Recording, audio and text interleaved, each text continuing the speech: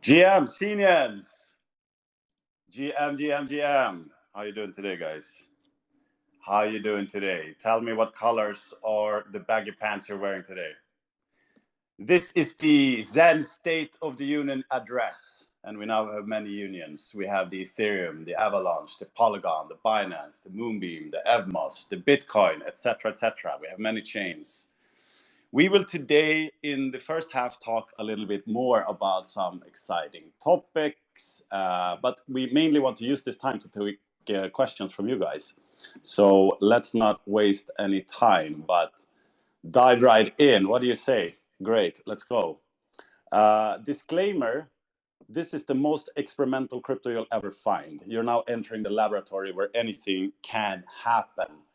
What we all care about is to create the strongest, most trustless, scalable system the world has ever experienced.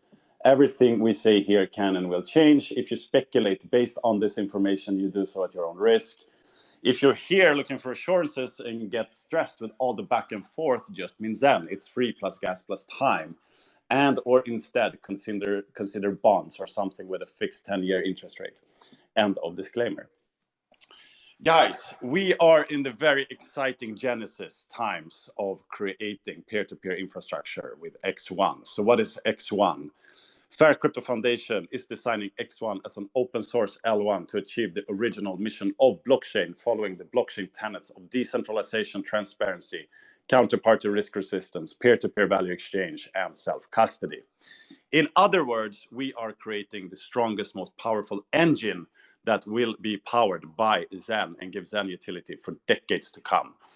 And this involves many parts. It involves tech, it involves the community, and it involves purpose. And that's just some of them.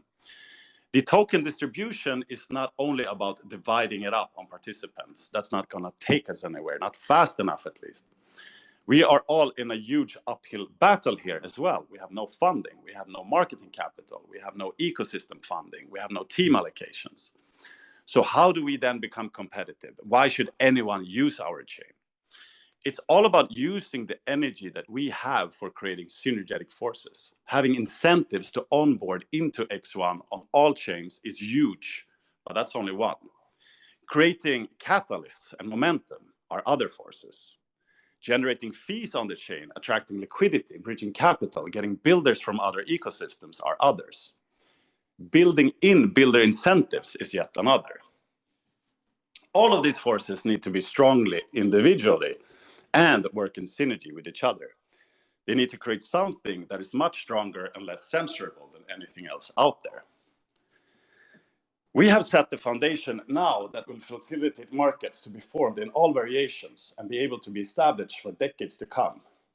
And most importantly, to have users, people in the billions to be adopted and use our infrastructure. And I would claim that we have done the most profound due diligence of any L1 leading up to the design of an L1. Instead of focusing on the tech first, we have focused on, and as we underline, the very importance of, in the early days of Zen, to break down the barriers of all the chains, uniting the users from all chains into a common goal of adoption. And this is our mission. Maximalism is FUD. Initially, many questions why we would even go to other chains other than Ethereum. Focus on one chain, they said. Today, we take it for granted to be on all the chains. And we need to continue to break down these barriers. While others have focused on tech first, then convincing users to come with artificial incentives, competing with features, we focused on the common denominators that incentivize activity. Others have hired teams of PhDs and tried to find use cases for their tech, comparing their performance to Visa, not realizing that you need activity to even get there in the first place. We have the activity, we have the community, we have the users. Now, when we have all of that, how can we optimize the infrastructure to facilitate the users who want the freedom to transact and interact peer-to-peer? Now we can take our time to do thorough research as to which tech will be the most powerful to optimize peer-to-peer interactions. And we have primarily focused on blockchains with sequential block production. But very recently, we began to really study DAGs, directed acyclic graphs. So, Jack, tell us a bit about DAGs and fastnet. Word on the street is that it's super fast. Is it really that fast, Jack? Hey Xen Tzu, good to hear your voice. It's always very inspiring to listen to your intros. Um, hey guys, how's everybody doing? So in terms of fastnet, I just hold on one sec. Need to need to reconnect my Wi-Fi real quick. Can you hear me, Xen Tzu? I can hear you loud and clear. Okay, great. Yeah, so we had an opportunity to study technologies through Zen on every chain pretty much. So we went from Ethereum, which was relatively super slow, I would say. We went to Binance, we went to Avalanche, we went to EVMOS, and pretty much all the chains out there. Finally, we entered Bitcoin. But the what really was interesting is that we were able to study how well or how poorly the chains handle Zen in terms of minting NFTs or just minting Zen, whatever people choose to do. And we discovered that among the traditional technologies out there, the directed acyclic graph is probably the way to go. And just a few days ago, we launched this new Devnet that we call fastnet, which is extremely fast. It's using parallel block processing. It's not sequential like Ethereum. And just to give you an example, with Ethereum, you have to wait 12 seconds for the block to be processed, and then the consensus is really really slow. The time to finality on Ethereum is about 5 to 6 minutes, which is somewhat suboptimal. It's even slower on Bitcoin, but let's not talk about Bitcoin just yet because we're talking about EVM compatible stuff.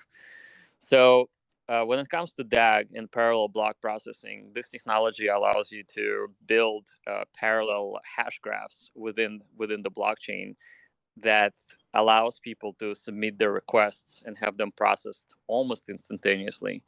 The time to finality for a DAG system is about 1 second, which means that your transaction becomes irreversible within the second from the time that it got accepted by the network. And that's really, really interesting. So it uses a combination of, I would say, sharding when it comes to parallel processing, because like Ethereum is currently investigating sharding and how to make the whole system faster. But ecosystems like Avalanche and Phantom, and there's many others out there that are more or less well known. They're using this parallel processing of the blocks, where you don't have to wait for a block to be accepted by the network. You can just create your own block, and then you use the gossip protocol, where you immediately spread the transaction through all the available nodes randomly, and then those nodes gossip that information everywhere else in the network. So the propagation of the messaging and consensus is very rapid. It's pretty much exponential. It's not linear like Ethereum, and that's what allows for such a great speed. And so far, Fastnet that we launched is a fork of Phantom. So what we're doing is we're taking Phantom open source, and we're currently modifying it to better suit our needs for the Zen ecosystem and Zenians, and make it even faster. We're looking at various ways that we can be using gas. Like, for example, a network that's infinitely scalable is very, very inexpensive, but the cost of transactions, there's pluses and minuses. So the plus is obvious. You don't need to pay a lot for a transaction, but the minus is that it actually attracts a lot of spammers, because you can literally run bots and scripts, and if you barely pay half a cent for a transaction, you can spam the network with a lot of transactions. So we're working on a gas management system to actually allow the ecosystem to thrive, and at the same time have an ability to repel the spammers. And also, I was going to say that the funny thing about blockchains is that the cheapest blockchains out there, the ones that charge you the least for transactions, they have the least users. And the reason why they have the least users is because the gas token is it doesn't have any scarcity to it. Like, in other words, the transactions are so inexpensive the deflationary force for the native gas coin is really, really low. And so people are not really willing to buy a lot of it because they can execute their transactions on chain very inexpensively. So what we learned from the last 12 years being within crypto is that scarcity matters, deflation matters, and sometimes the speed and especially the cost can be detrimental for the chains to retain any value. Like for example, like let's say that if you have uh, an economic pressure not to mint 1 million NFTs, but you can only mint, let's say, 1,000. That actually makes those NFTs more scarce and more valuable for the holders, and that actually makes sense. It makes sense to go into an ecosystem that has this monetary pressure that creates this scarcity for your assets, so it's actually valued more, and the floor to create a digital artifact is actually much higher. That is why Ethereum currently, even though being slow and the most expensive, actually has the most value, because you can't just set a bot and continuously mint something into oblivion, ultimately just to dump it on the market. So this is something that we want to avoid with fastnet and with the X1 that's coming next year. We really want the barrier to entry to be somewhat significant, better than Ethereum, obviously, but not so inexpensive, so that allows for spam, for distributed denial of service attacks, and ultimately the devaluation through the creation of the assets en masse that's ultimately not going to be worth anything. So that's kind of like my 2 cents on X1. And obviously, we're very excited about this new technology. It's been around for a while. It's actually been around for like 3 or 4 years, but people really haven't really, I would say, paid attention to how to make it economically viable. And the biggest difference between what we're doing and what other people are doing when it comes to blockchain development is that generally it's a bunch of PhDs. You put them in the room and they try to make the network cheaper and faster, but they don't have any community. There's like basically zero community that's excited about the ecosystem. So something that comes to mind is the pioneers in the hash graph technology, which is Hedera. So Hedera has this giant corporate presence, but they really don't cater to the little guy. And that's what we're here for. We really want the fair crypto to be truly fair, be available to the little guy, uh, really embody first principles, and not just have a bunch of PhDs in the room that trying to produce something amazingly fast that ultimately has no community, has no utility, and has no price appreciation. And we see it, like we actually see like the fastest chains usually have the cheapest tokens. I mean, there's the market caps are significant, but certainly there is no appreciation moving forward just because their network getting cheaper, getting faster, and yet the value isn't there. What do you think about that, Xen Tzu? I think it's incredibly exciting, and I posted a video yesterday when we had a lot of we have a lot of fun testing out all of these networks, and just to underline the fact that we are in this unique situation where we have some time to test out which is the very best technology by really studying what has worked really well on all the other networks. We were very much focused on Polygon. But now we are focusing all our efforts as a test for DAG technology in Phantom, and you can see just to get a sense of how really fast it is. Watch my video where we demonstrate it.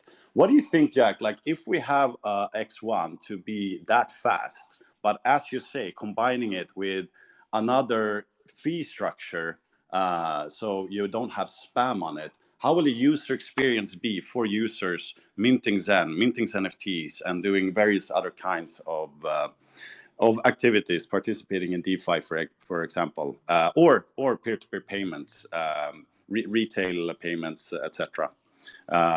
What's your thoughts on that? Yeah, so I think the network should be multi-tiered, and we have originally presented our partnership with Libre, and Libre obviously uses amazing technology, half a second block times. It's really, really fast. They're amazing for things like payments, almost zero transaction costs. They're not EVM compatible, though they may present an EVM compatibility sometime in the future. But the strength of Libre ecosystem is ability to link to Bitcoin and to link to the EVM world, and to get the bridge up between those ecosystems. At the same time, they have pretty amazing mobile wallet that just works. I mean, we did a demo of the wallet on several streams, including the stream with Trevon, and I see Trevon is in the spaces right now. So kudos to Trevon for asking all the interesting questions and also demoing the Libre wallet with us. So to answer your original question, the system should be kind of, I would say, multipolar, where the transactions, peer-to-peer transactions, where you're just sending coins or tokens back and forth between the users, can use, for example, something like Libre technology. In terms of DeFi, that would be the focus of X1, and X1 implementing the DAC technology is as fast as Libre. With our benchmarks, we're able to produce blocks faster than half a second, which is pretty awesome. And at the same time, what we're working on the gas usage with X1, we're thinking to borrow the concept from Phantom, where Phantom actually developed quite a bit of code to support gas sharing. So gas sharing basically means that if you build a project on X1 and it's super popular and obviously has a lot of transactions and uses a lot of gas, the portion of that gas goes to the deployer or the owner of the project.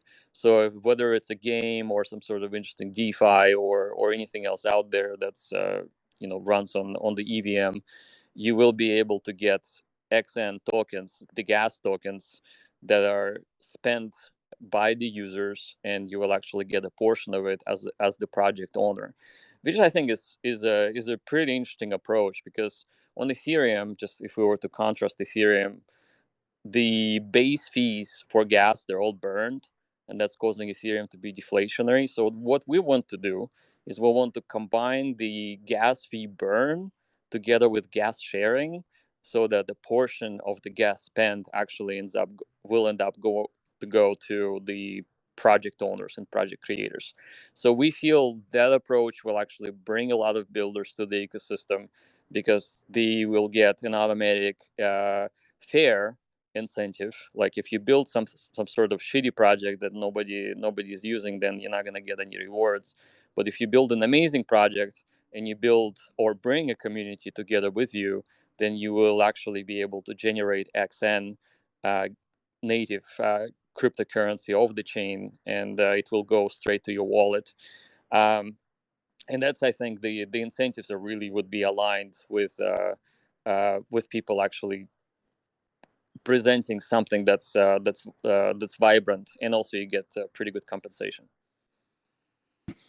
So as you can hear, guys, very, very much interesting things going on the tech side. And tech side is one part of this model, which is very important. We presented the light paper version 1.2 out of many when it comes to the full picture, more or less, of what we're trying to do, why we're trying to do it with X1.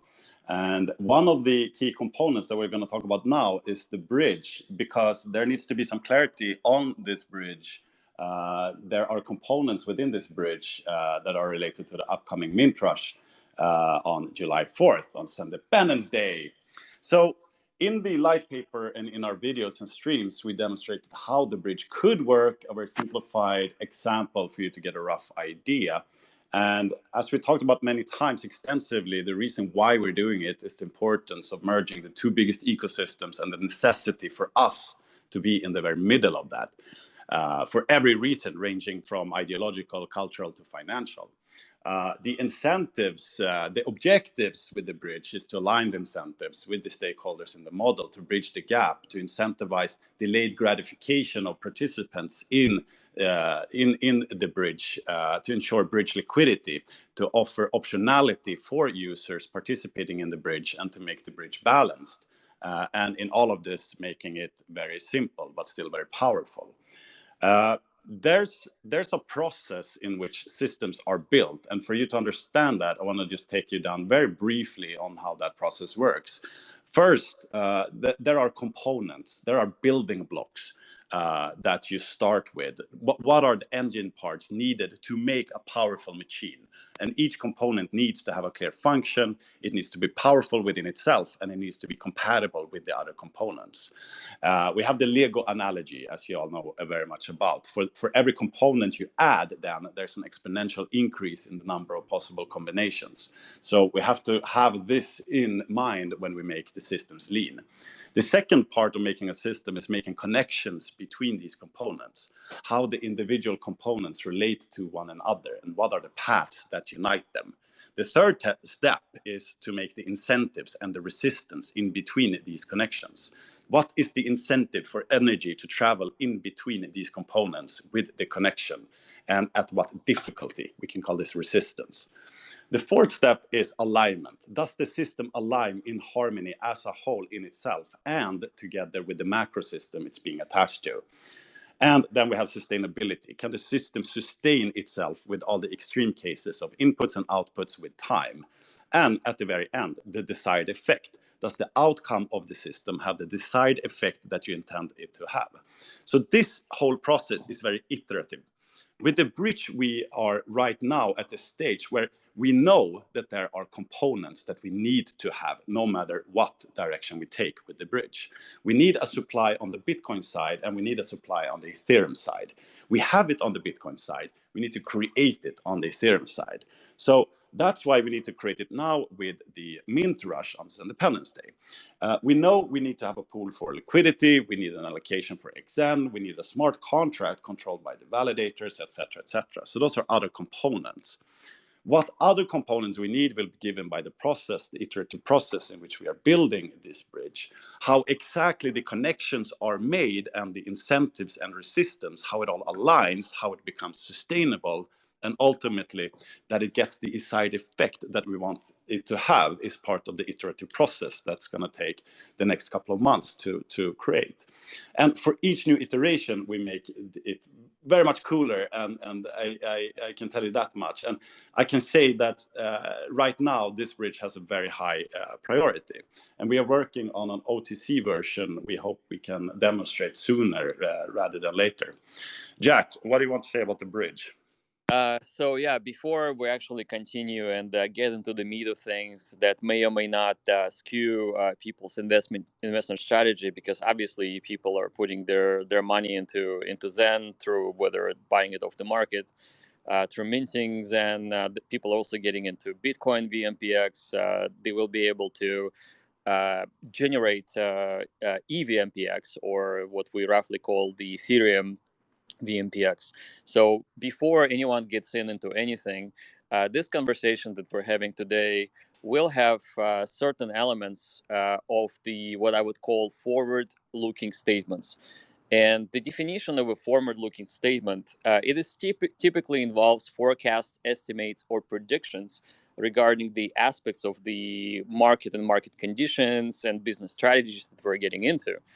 Those statements, specifically forward-looking statements, are subject to uncertainties and risks as they rely on future events and circumstances that may not unfold as anticipated. It is important to exercise caution when interpreting those forward-looking statements, as they're not guaranteed predictions, but rather indications of the future possibilities. And so the future possibilities are obviously, does the Xen ecosystem grow?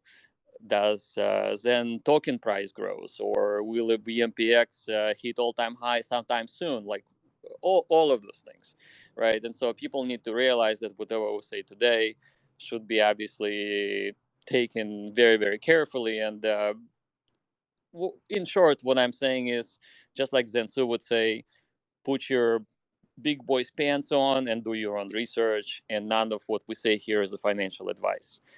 So yeah, that being said, moving forward, what we realized with the Bitcoin launch is that we launched VMPX on Bitcoin, and it was very well received. It was received very well by the Ethereum community, because a lot of people that we know, the one people we communicated with, told us how interesting it is, and actually switched to using Bitcoin.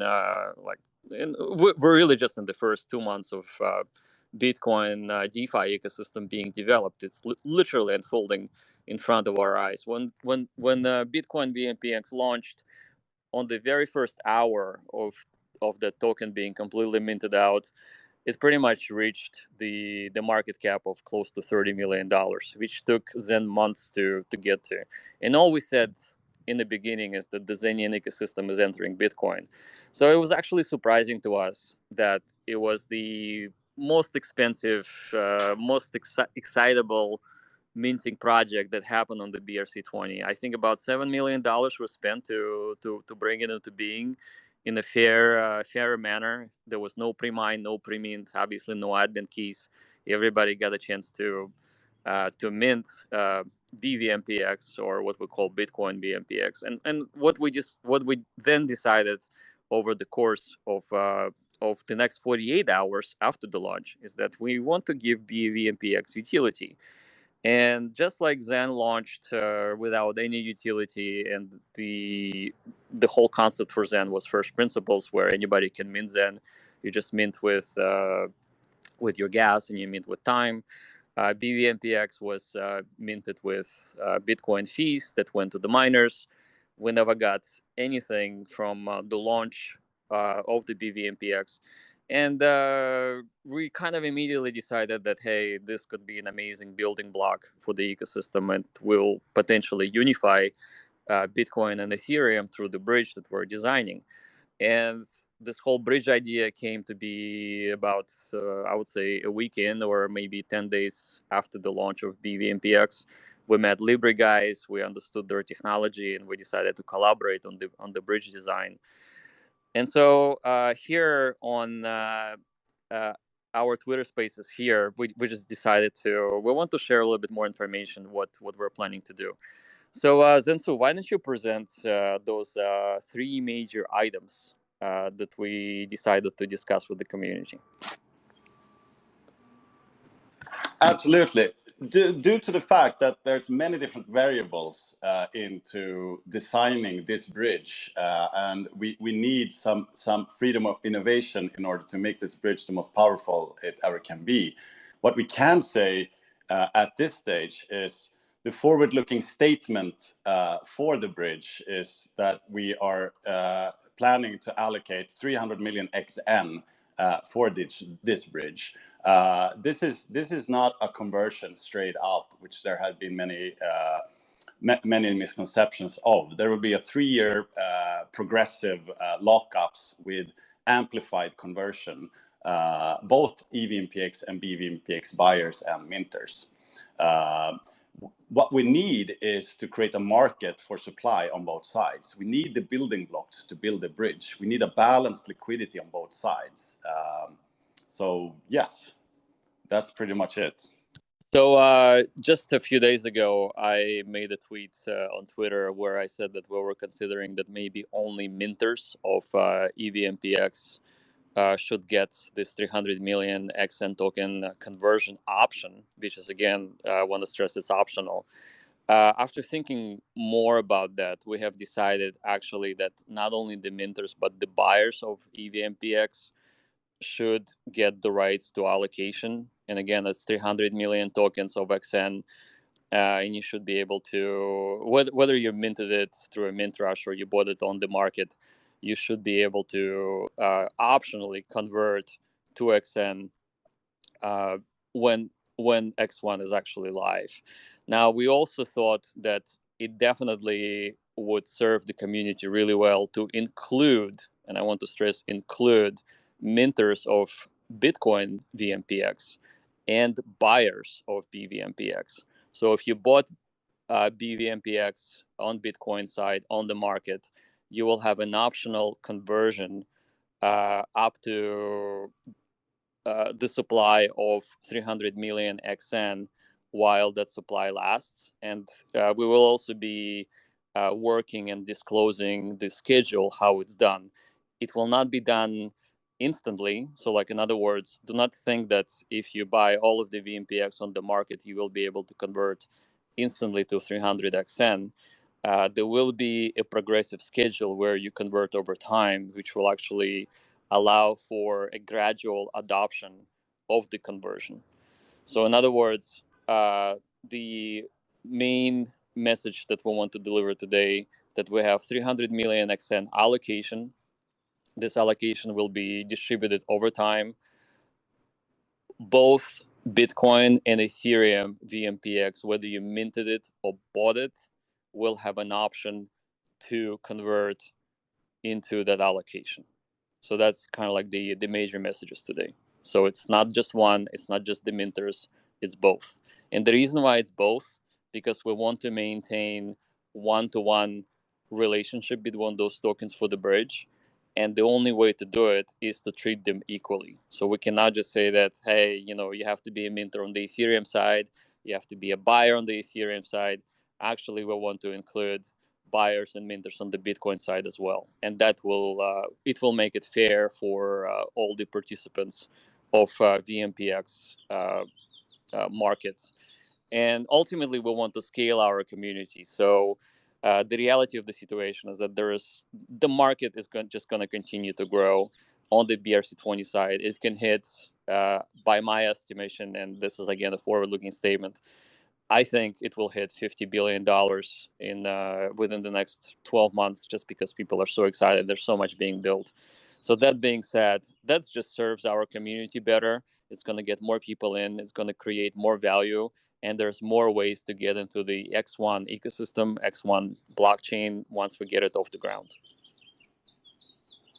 We are going deep in the game theory of exactly, and parallel to this is to build up the components of this bridge, but also to build up the tech which is going to support it. So there's a lot of work to be done there. The objectives is to incentivize liquidity. Fees generated goes to X1 with conversion, so it's a fee generating machine. We really think this is a power feature, a powerful component into X1 that's not only going to bridge the gap, but also make, as I talked about in my video, generate fees for the chains that also work in synergy with the deflationary activity going on X1 with the transactions as well. So there's a lot of uncertainty as to exactly how the bridge will work, and that's why it's impossible for us to say more in detail how the incentive mechanism should work. But the only thing we are saying right now with this statement is that we are having an allocation for the bridge to work with multi-year progressive lockups. So that means that we're incentivizing liquidity for a long time and incentivizing delayed gratification for it to work in the most optimal way. And we should talk a little bit before we go into the AMA, where you guys can ask us anything. We should mention probably a little bit about the mint rush on the upcoming 4th of July. So as you know, two of the components is the supply on both sides. So we mimicked the contract on the Bitcoin side. We have created a Solidity smart contract to work on Ethereum that mimics the mint process on the Bitcoin side, where it's capped to 108,624,000 VMPX tokens on the Bitcoin side. So it's a fixed supply, and 108,624,000 is a vampire number. So we have these two components. They're going to be distributed in what we call a mint rush on Independence Day on the 4th of July. We have arranged so there will be multiple fireworks all over the world, mainly in America, I think, on this day. And Jack, what can we say about the mint rush? How the contract is being built, and also can Xenians go and try out this right now? Yes, Xenians can go and try it out right now on the X1 Devnet, the older Polygon-based Devnet that's a little bit slower, but it still works pretty well. The mechanics of the contract, as you mentioned, mimics the exactly the same tokenomics and the same supply. The only difference is with Ethereum is that it's a contract. It is a smart contract, but it has no admin keys and it's completely immutable. And the code that's loaded into this into the block explorer can be visible right there. You can see that there's no admin keys of any sort. So anybody who is coming in with and willing to mint or wanting to mint or choosing to mint, all they need to do is spend some gas to produce VMPX for themselves. So in this way, just like Bitcoin, community mints their own tokens fairly for themselves. They can also buy them off the market once those become available from the people who have minted. In terms of the details of how long this mint rush likely to last, I estimate it's going to last between 8 to 12 hours before being completely minted out. The way that the contract is set up, it has this power slider. It goes from 1 power to 195 power. 195 or maximum power will basically take over the whole block of the Ethereum. So Ethereum block is about 30 million gas, and you will be able to receive 39,000 tokens, 39,000 VMPX if you choose to mint with the whole block. It would be expensive because blocks on Ethereum are expensive, and you will be bidding against other people to take over that block, and you will get the maximum supply per block. There's 2,600 or so blocks within the 9-hour period. If you roughly take 40,000 units of tokens per block, that's when the supply is going to be completely minted out in about 8, 9, maybe 10 hours, maybe 12, who knows, based on the engagement. So ultimately, what this means is that, again, our team does not get any allocation whatsoever. The supply starts at zero, people coming in, and if there's no one coming in, and if the GUI on Ethereum is low, then the mint price is going to be minimal in terms of gas spent. If there is really a mint rush and a lot of people come in, we do expect GUI to rise. So people need to exercise caution in terms of how much gas they want to spend, because those transactions are irreversible once you commit. If your transaction is validated and accepted, then your gas fees will be burned. It will further make Ethereum more deflationary, obviously, and you will get your VMPX tokens in return. But you will not be able to reverse that transaction, so be very, very careful.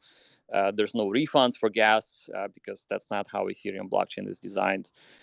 So 2,500, 2,600 blocks. Each block will produce about 40,000 VMPX while supply lasts. When supply ends, the contract will shut itself off and there will be no more produced ever. The timing of the mint rush is going to be July 4th, obviously. We kind of like playfully calling it Independence Day. And the start of the contract is going to be automated. In other words, there will be a block ID that we will match on. Any block above the block ID or whatever that block is will enable contract to be functional. That is when the mint rush begins. So it wouldn't be us pushing a button and turning it on. It would be the blockchain itself that starts the process. Yeah, we'll post links to the mint process in the Telegrams and on Twitter today, so you guys can try it out. Yeah. The website is getvmpx.com. Currently, it's running on test.getvmpx.com. You'll have to switch to X1 Devnet. You need to have some XN tokens, which is the majority of our community already have, due to airdrops that we have been running since the beginning of Devnet being up. For you to get an airdrop, you have to mint an NFT on any chain, and you get proportional schedule of airdrops for XN gas tokens that we have presented in the past. Should we put it up on fastnet as well, you think, or just keep it on? I don't think it's really necessary. Devnet Right. works fine. It's a little bit slower, but it works just okay. So I think it should just remain on Devnet, being Polygon based. It's very closely related to Ethereum. Remember, Xen Tzu fastnet has smaller blocks because that network can allow for blocks to be created in parallel, so the blocks can be smaller, and they need to be smaller to run a little faster. On Ethereum, the block size is 30 million gas. It's actually required to be larger so that more people can squeeze in more transactions, because the execution is sequential. You wait for every block to be validated before your transaction is committed, which is not the same thing on fastnet. On fastnet, I think our block size is about 10 million. 10 million, that's exactly right. So very interesting, guys. Looking very much forward to this. It's going to be very interesting to see how the mint rush affects the Ethereum network. Let's go into some Q&A. We have given you a lot of information the past 2 weeks about X1 as a whole, as a concept, everything ranging from the ideology to the mechanics of individual parts, to token distribution, to Xen burn records and burn auctions, what makes us unique, the tokenomics, the synergetic forces. You can ask us about anything. Sorry, Jack, did you want to say something there? No. Let's go ahead and do an AMA right now, and let's pretty much get people's questions answered. Sanhead NFTs, how you doing, buddy? Good to see you. Yeah, and I just got a quick question with X and fastnet. I'm loving the speeds, really in love with the speed. The speed is ridiculous. But I just want to find out about like the VMUs and stuff. How did you guys come up with the 45 VMUs, and would that be the standard going forward into mainnet? And also in terms of the gas spikes, because I've noticed it's actually cheaper on fastnet than it was on Devnet. And even though there's been some spikes as well, which I'm sure you guys are aware of or taking care of. Yeah, so those are just the two questions I just had in terms of fastnet. Xen Tzu, you want to take that one?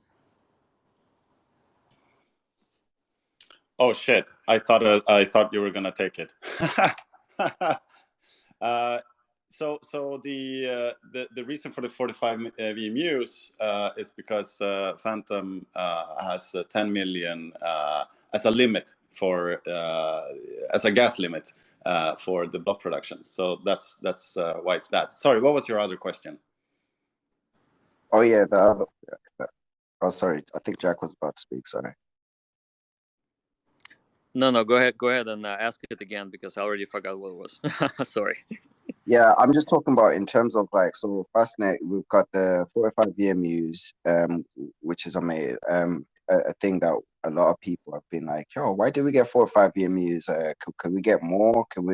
Is that possible, or is it like something that you guys chose and said, you know what, we're gonna do 45 because it makes more sense, whether it's a thing or because that part I really want to get more basically light on that side, because I've seen that as a question amongst the community as well. So I was just trying to figure out if what's going on. Yeah, so the technical answer here is that the DAG directed acyclic graph architecture limits the total amount of gas per transaction.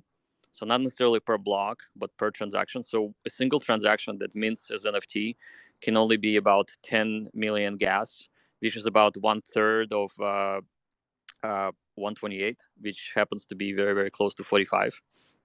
So that's how it achieves the speed, because these NFTs are actually very heavy on the disk, and should we increase the VMU capacity to above 100, then the chain actually will end up getting slower. Yeah, I appreciate you. I appreciate you for that. And then the follow-up question was in terms of, so we've got the XN airdrops. How come the XN airdrops are slightly less than on Devnet, for example? Is that something that will continue to change till we get to the mainnet? Because that's also another thing So that people be like, oh, I've got less XN than I had in that one, you know? yeah, the formula is the same. So everything that you were getting on DevNet is actually getting mirrored to fastnet. So there's no change to the formula. So whatever people thought it was less, it's actually not less. It's the same. In terms of the airdrops and the X1 allocation, I would say refer to the light paper version 1.2. Obviously, things are changing a little bit. Like for example, we're doing away with the concept of percentages. There's a pie chart for distribution. So rather than talk about percentages, we will be talking about the absolute numbers. Like specifically, we said just now that 300 million XN will be allocated for the VMPX universe, specifically for people who are uh, uh, getting those tokens to power the bridge. So that's 300 million. The other 300 million will be allocated for this 300 plus days daily distribution of XN. So that's the other part. Uh, 100 million will be allocated for the ZenFT minters and Zen burners within the NFT, obviously. So, and there will be rarity charts introduced in the future date, and then also the other 300 million in the pie chart for the XN will be given out over time, a longer period of time, for anyone who participated in the Zenian ecosystem and burned Zen for any project, whether it's DBZen or ZenFTs or any other burns, like for example Phoenix. That 300 million XN is allocated for that cohort. All right, thank you, Jack. Thank you, Jack. And then only final one is with the gas spikes. Was just that a little thing, you know, like where it was just too much going on the network. When we had the gas spike, we went to like 5. Some are reporting 9 XN gas. So in terms of that, is there anything going on around that? Yeah, absolutely. So Fastnet is currently is in the experimental mode where we're messing around with gas. So what we noticed that a lot of people are running scripts, multiple scripts to just mint uh, tens of thousands NFTs just by basically running a bot. And because it costs nothing, there's no reason for them to stop. So they're just spamming the network with the production of NFTs. It's good in a way that it allows us to test the throughput, the maximum throughput of the network, and it certainly has been nothing sort of staggering. Like I'm actually not easily impressed by technology, but I am really impressed by this technology. So we're playing with the gas adjustments so that we actually gain control over the network being spammed at this point. We actually wanted it to be spammed, and now that we achieved that result, we're tweaking the gas up and down just to see what can we do. And we're in the process of designing a gas manager, kind of like alluding to my previous statement that the cheapest network is not the most valuable network. Usually the network that has the most value is the network that has the most people that have most fairness accessing that network. And for that, we actually need to have the proper gas management done. So it will be obviously cheaper than Ethereum and cheaper possibly than other networks, but it wouldn't be so dirt Cheaper cheap. than Pulse? Uh, well, No question, no answers, no comment. Pulse is pretty cheap. But I think the you know how we said that we want to share the gas use with the builders of the ecosystem. That actually makes sense for the gas to be a little bit higher than completely nothing, because that will give incentives for the developers to come to the ecosystem and build. So think of this, like if the gas is raised higher and people are producing amazing projects that actually create a lot of value for the system, and the gas is moving higher, that actually subsidizes those builders, which is the goal that we're So aiming. Jack, are you looking for more of a gas price that's more that fluctuates or more set in stone kind of thing in a range, or is it like just on the gas side of things? On the development side, are you thinking I want the gas to be reflecting with the network? So if there's a lot of network activity, or I want the gas to just be set at blah blah blah. So which way, what are you leaning towards more? I'm, You and le- the team, sorry. I'm leaning towards blah blah blah, but Yes, sir. Blah blah blah sounds good. uh, well, in truth, all gas management should be algorithmic, and we're aiming for gas use per second. Like, for example, if the network is consuming 100 million gas per second, then the gas value should come up. So the gas manager that we're designing will be looking at the network usage, and should the network become very busy, regardless of how fast it is, the gas will rise and then fall when the network has less usage. So very, very similar to Ethereum, just about 100 times faster than Ethereum. So that's the difference. So like quantum. I love that. I love that. So sorry. I'll leave it for that. We got Cloud. Cloud has got his hand up as well. Go ahead, Cloud. Sorry, bro. Hey Jack, hey Xen Tzu, Zenhead. Liking what I'm hearing. I like the incentive for developers to build to get a little portion of the gas. I think it's going to be a good combination with because by that time I'd imagine we got a bunch of Zenians ready to use X1. So some developers will have users ready to use products. So that's awesome. My question is for the XN token on the Ethereum side.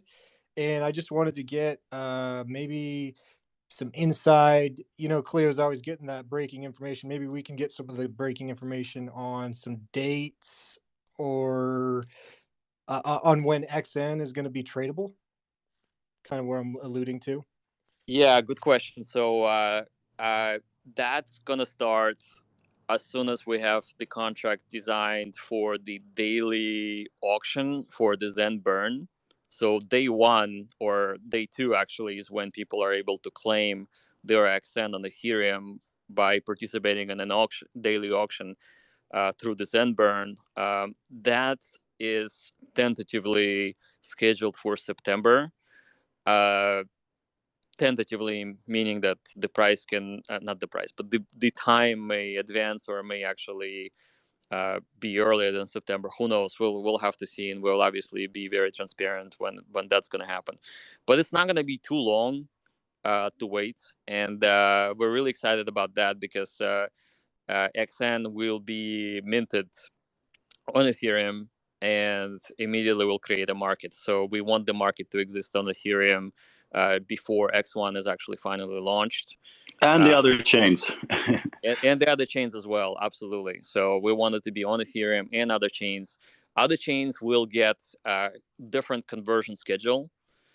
Those chains will convert based on the total cost of production of Zen. Actually, you know how you spend 5 cents on the C rank on Polygon and you spend $5 on Ethereum. Well, the ratio there is 1 to 100. So basically, you would have to have 100 XN to get on Polygon to be able to convert to X1 at 1 to 100 ratio, where Ethereum will always be 1 to 1. Those ratios is still in the process in the laboratory to be worked out as well. So yeah, it could be it's forward-looking statements. Yeah, exactly. Everything goes. So the cost of production is one factor in order to determine the ratios, but there are other factors too that might influence. Let's see. October 8th, like on the birth date of Zen, could also be a cool time to start the auctions. But let's see, as Jack says, how fast we can produce it, and might even be able to start earlier.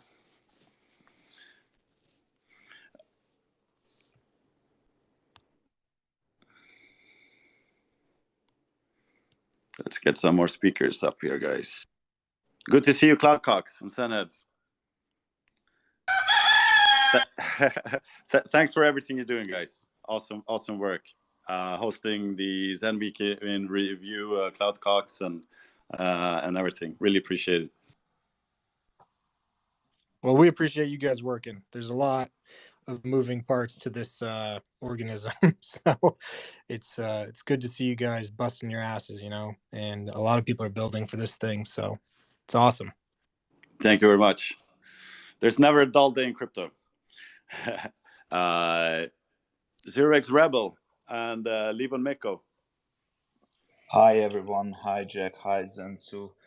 First of all, I would like to say thank you for your hard work and all the innovation you bring into the ecosystem. It's innovation which takes us forward, and I don't think, especially in the Bitcoin space, there was enough innovation until you guys started it, basically. I will have two questions. The first one will be about the 333 auctions. You sort of already touched on it. And then this, if we have any development, any news on it. And then the second question will be about another blockchain which has come across, and I can see on Twitter that Jack is following this blockchain. It's called BRC chain. And they are already doing sort of these cross-chain transactions between Bitcoin, Ethereum, and Binance. What is the difference and what is the edge of our ecosystem? Very good question. Yeah, so I did follow them, and somebody said that, hey, they're doing something interesting. So far, what I discovered looks like it's a smart contract based bridging where you burn or lock up your BRC20 assets, and you actually get something on the Ethereum side, and you cannot go back yet. That's what I have seen.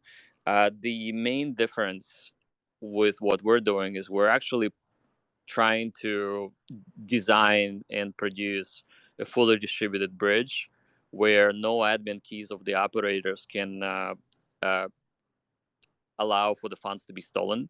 So we're working on the technology that is called there's various ways to implement it. One way is MPC, the other way is sharded private keys.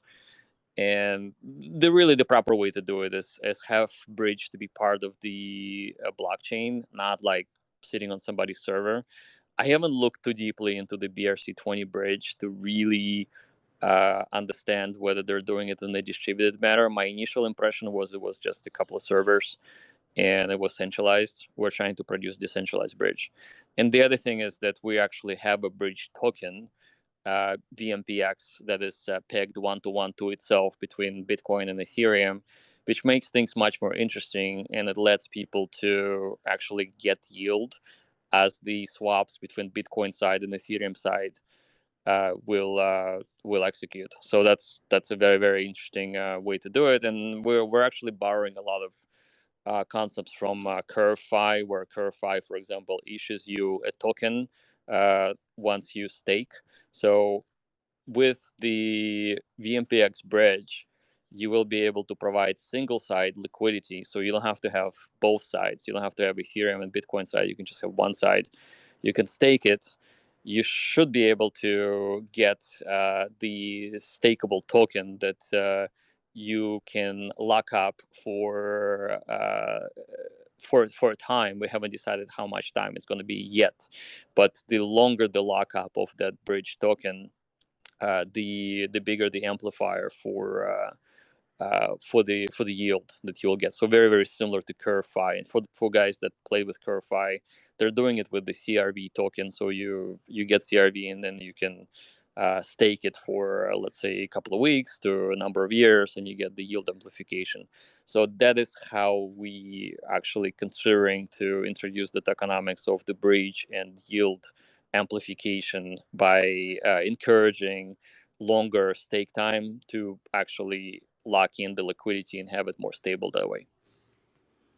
And we also want to, even though there are many other solutions in the works, of course, and we are following it, what we want to do is incorporate this into X1, so it's a fee generating machine for the system. And then it's all a question about how we can incentivize activity using our bridge. And we have many ideas there. That's great. Thank you very much. I really hope that our system will be a lot simpler because, to be honest, I started looking into this BRC chain, but it was rather complicated. That's probably because we are still at the beginning of the technology. It's not been developed yet. But yeah, I just hope it's going to be easier for people. And my first question was about the 333 auctions. Do you have any new information on it by any chance? Nothing extra that what we already said on the spaces. Basically, we're targeting September. It's going to be Zen Burn, and it's roughly is modeled after the EOS token distribution on Ethereum. So similar to that, a little bit faster. But so far, all the information that's been released in the light paper hasn't been modified yet. So just stay tuned for any changes if there will be.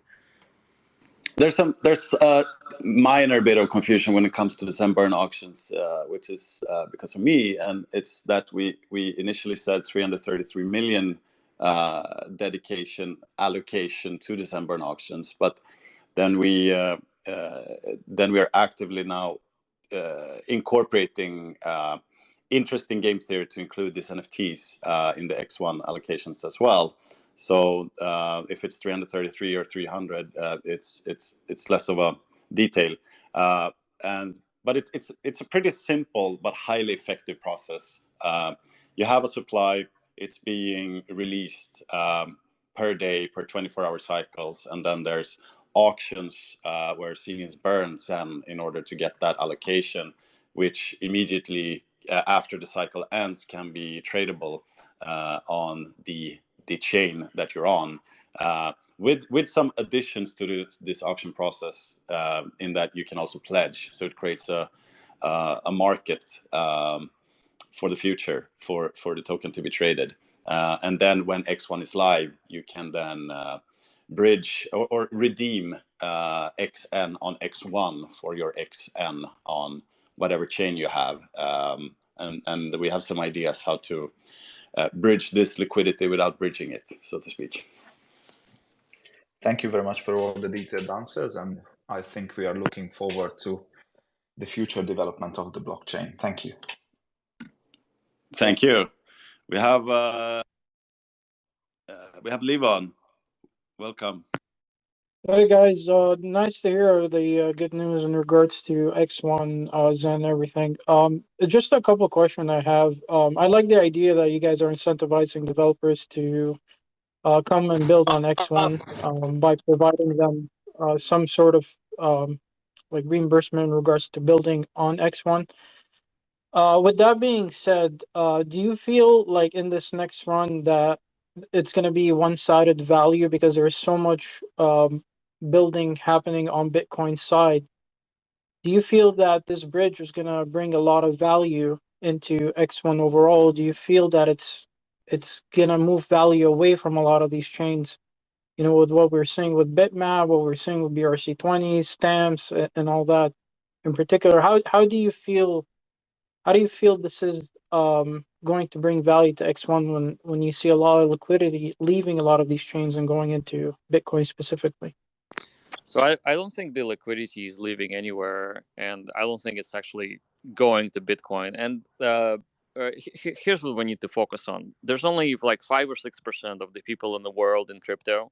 We're working and trying to get more people in crypto. And even if we don't do anything, this number is going to grow. So ergo, the liquidity will also increase. We just need to build more things to make things work. And that's what we're focusing on. We want to make things work on the BRC20 side. We want to have the highest valuation on the BRC20 side because we're one of the earlier tokens that actually will have any utility, which a lot of projects are not even considering or know how to do. So we know how to do it. We have a great team to be able to execute. I think linking Ethereum to Bitcoin and allowing this sort of conversion back and forth is yet an untapped, gold potential that people can dig into and create a lot of yield for those worlds to converge. So in terms of X1 and this whole ecosystem we're building, obviously this is all Xenian ecosystem, both X1, Zen, VMPX. It's all part of what we're trying to create to generate more flow of crypto back and forth uh, in any direction that people want. But ultimately, we'll want to build it on with the design of hyperstructure in mind, where should you acquire the tokens, their utility will be is that you can stake it for yield and get a lot of fees from the bridge. So whether the liquidity is moving one way or the other, I think over time, within the next 5 years, the crypto ecosystem is just going to continue to grow, which means more liquidity for everybody. And whoever have the time on their side, being early, understanding those systems early, they get to make, I would say, they'll have a better chance in making good yield for themselves over time in totality. So that's what I believe. We need a strong presence on Bitcoin there right now and future on as well. The more noise and activity we have there, and the more creativity and innovations we can bring, the better, and the more exposure our ecosystem gets to that part of the crypto world, so to speak. And it's very cool to see seniors playing around with ordinals, creating games, creating arts, interacting with other DJ and Bitcoin communities, spreading the gospel of Zen as well. I think if we can become the number one fungible token on Bitcoin, and that will bring more users for the bridge, that will bring more fees into X1 and more value to Xenians who burn for XN and for our community, and to bring in that activity into our ecosystem, which we have. We have an amazing ecosystem. We just need adoption for it. So we have a lot to show for, and the way we can do that is by expanding the Zen ecosystem into Bitcoin and have a strong presence there. That's how we look at it. So it seems like you guys are bringing the best of all worlds into one chain. You're grabbing a bit of Phantom, you're grabbing a bit of Matic, you're grabbing a bit of this and that. And with the bridge, you feel that's gonna bring in a lot of user adoption to this particular chain overall. Well, yeah, absolutely. I mean, I think proper bridging, well-designed bridging is absolutely required. I mean, like just recently, one of the major bridges, I think it's called Omni Bridge or something like that. The CEO of that project got arrested, and he's the only one who had the admin keys. So the bridge basically went down. Nobody could use it for like a couple of weeks or 3 weeks, until he was released and gave the admin keys to his team or whatnot. This is something we want to avoid. We want the bridge control to be fully decentralized, and to have people stake uh, and properly validate transactions. So you would be amazed how many bridges that are in existence today, the major ones that have full admin control, like full admin control. This is something that's like really shouldn't exist in crypto. It really needs to be done in a more decentralized manner, and obviously leaning on first principles. So that's why we're very excited about that, because we're actually don't want to have control over the bridge. We want the ecosystem to fully control it. And the only reason for ecosystem to actually support this endeavor, obviously, is to have some sort of economic value that can be produced by incentivizing the bridge nodes to actually validate transactions and to run it properly. And for that, it needs to be a well-developed technology that works and it presents value for the bridge users. But being decentralized is totally a way to go. That's what crypto has been designed from the get-go to be, and we're fully embracing that. And create a solution where you're not dependent on a centralized exchange to move value over in between the networks. That's huge. Not to be dependent on a centralized exchange or a fiat-backed stablecoin. So we're pegging the supply one-to-one to each other, not being relying on a fiat-backed stablecoins. So that's a very important factor to point out as well. We have thanks very much for the question. We have Jay Serena and then Olav Athena. How you doing, buddy? Hey, what's going on, guys? Shout out to Jack. What's going on, Jack and Xen Tzu? You guys are awesome. Super bullish on Zen always. Shout out to Crypto Bro, Hexy, all the OGs in here, guys. My first question I have, I'm not sure if anybody asked it yet because I tuned in a little late, had a PD, but I'm just wondering, will BRC20 minters be able to get XN allocation on? Yes, just 20 minutes ago, we stated that whether you're a BRC20 VMPX minter or a buyer, you will get the optional allocation. And it's weird to say allocation because when it comes to optionality, there's a pool that's available where we're thinking it's going to be 300 million. We're pretty sure that that's the good number. And whether you bought VMPX or minted VMPX on BRC20, you will have an optional conversion available to you on X1. Okay, but With conditions. for ETH VMPX, only the minters, yeah? No, it's minters, buyers. Let's just put it this way. If you have VMPX of any kind in your wallet, you will have optional conversion available for you for X1, Xen token. Perfect. All right. Next question I have, with regards to liquidity, and so let's say that I was providing liquidity with my EVMPX, and I want to earn yield. How exactly would that process look like? And if I decide to convert to XN, where does that EMVPX go, and how is that going to be utilized? Okay, so the first question, how does the yield gets produced by using the bridge? It's really similarly done the way that Uniswap works. So if you produce liquidity for Uniswap, you get yield by taking some of a percentage of transactions. Basically, it will be represented in VMPX. So in other words, if you put 100 VMPX single side liquidity and there's $1 million that's passing through, your 100 VMPX is part of the pie, and that pie is gonna give you a share of all the fees that the bridge will charge. 1%? So whether we don't know what the percentage is, but the percentage could range from 0.1% to 3%. Who knows? We actually do not know yet, but there will be a percentage, and that percentage will be divvied up among the stakers of VMPX as liquidity providers. In terms of the conversion of VMPX to XN, the way that we're envisioning it is that VMPX will actually go to the bridge validators and provide more incentives and distribution for more yield, essentially. So we haven't really hashed out exactly how that's going to work, but it's not going to get burned. It's just going to be recycled within the ecosystem. Okay, now will there be protocols that divides up that liquidity? Will certain go here, certain go here, certain go here? Or is it just going to, you know what I mean? Like there will be specific sets of conditions, right? How that's going to be distributed? Yeah, so we're continuously working on the ideas and economics of that.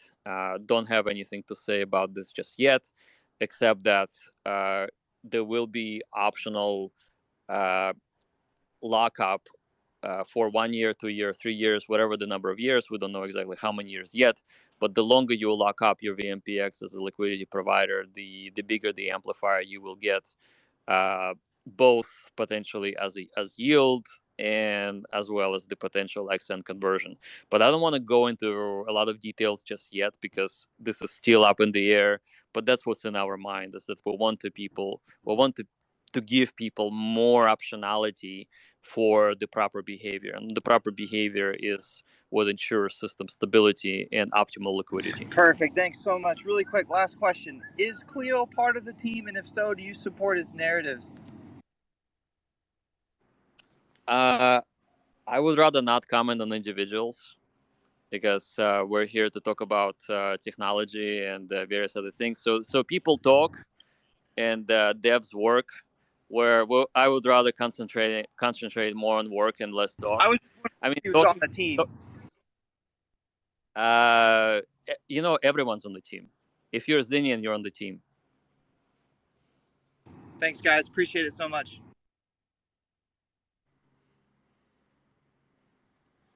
Right, and just to add to that, like the way we envisioned it is that when you do the conversion, you want to remain the liquidity. So it's pretty beautiful in theory that when you do the conversion to XN, the VMPX goes to a smart contract controlled by the validators, redeposited in the LP, and the fees generated would then fuel the X1 ecosystem. So the components are there. The connections are there in theory in our initial models, but what we do know is that we need, no matter what model we need a supply on both sides.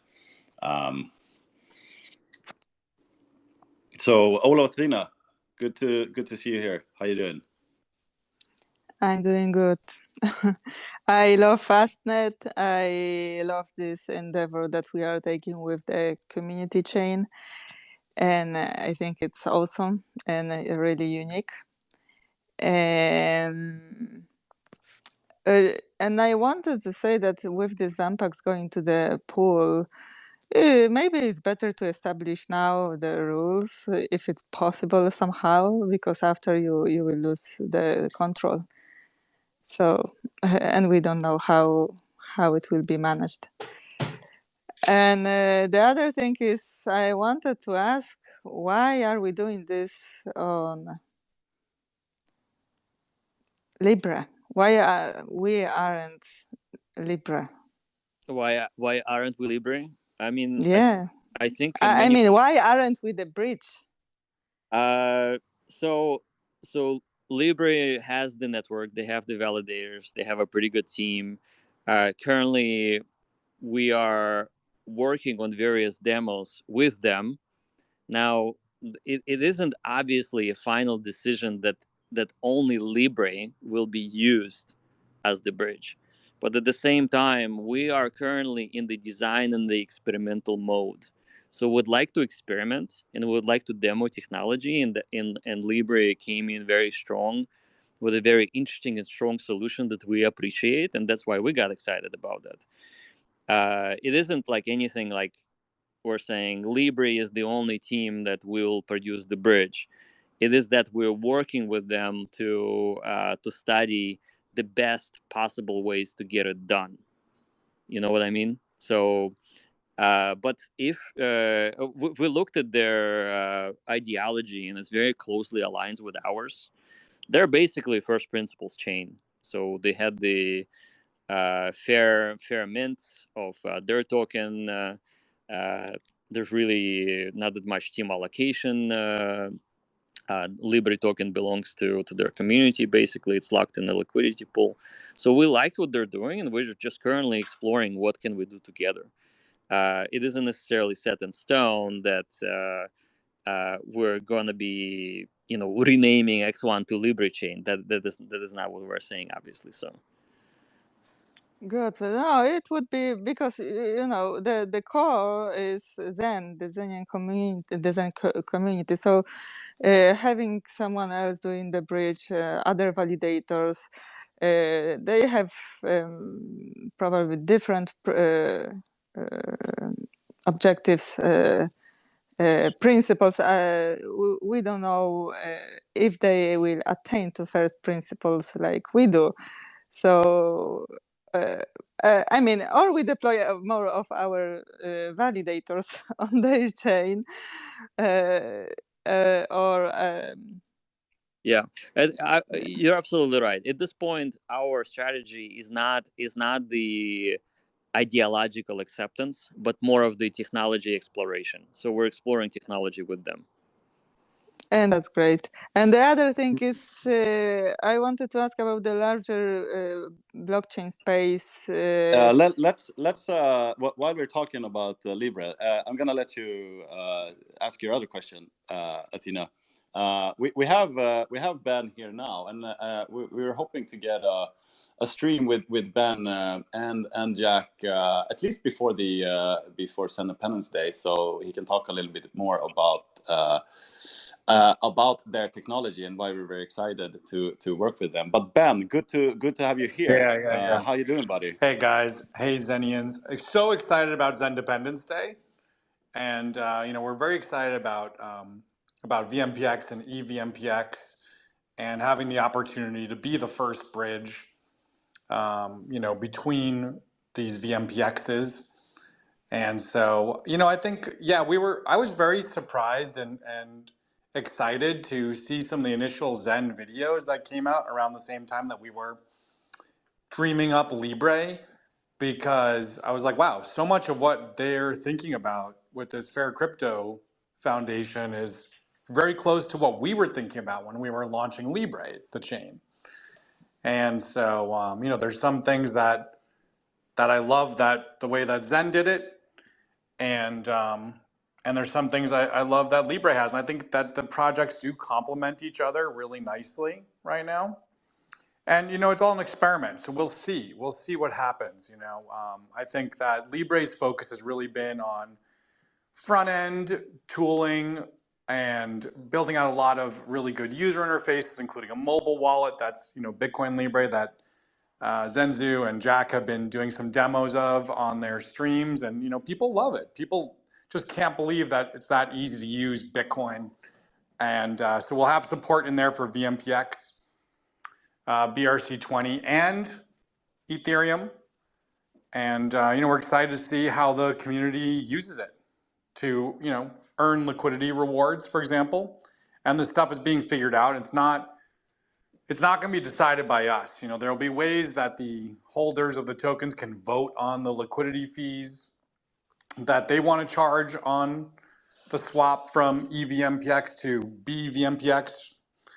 But we're just working on building the tooling so that people can do whatever they want with Libre.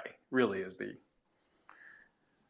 the main thing, So, but yeah, we're Awesome, and it fits perfectly because we don't have X1 live yet. It's going to take some time. So what you guys have in the works is super impressive. So we're very excited to work together with you guys. Yeah, and we're excited about X1 too, and anything we can do to support Zen and the community.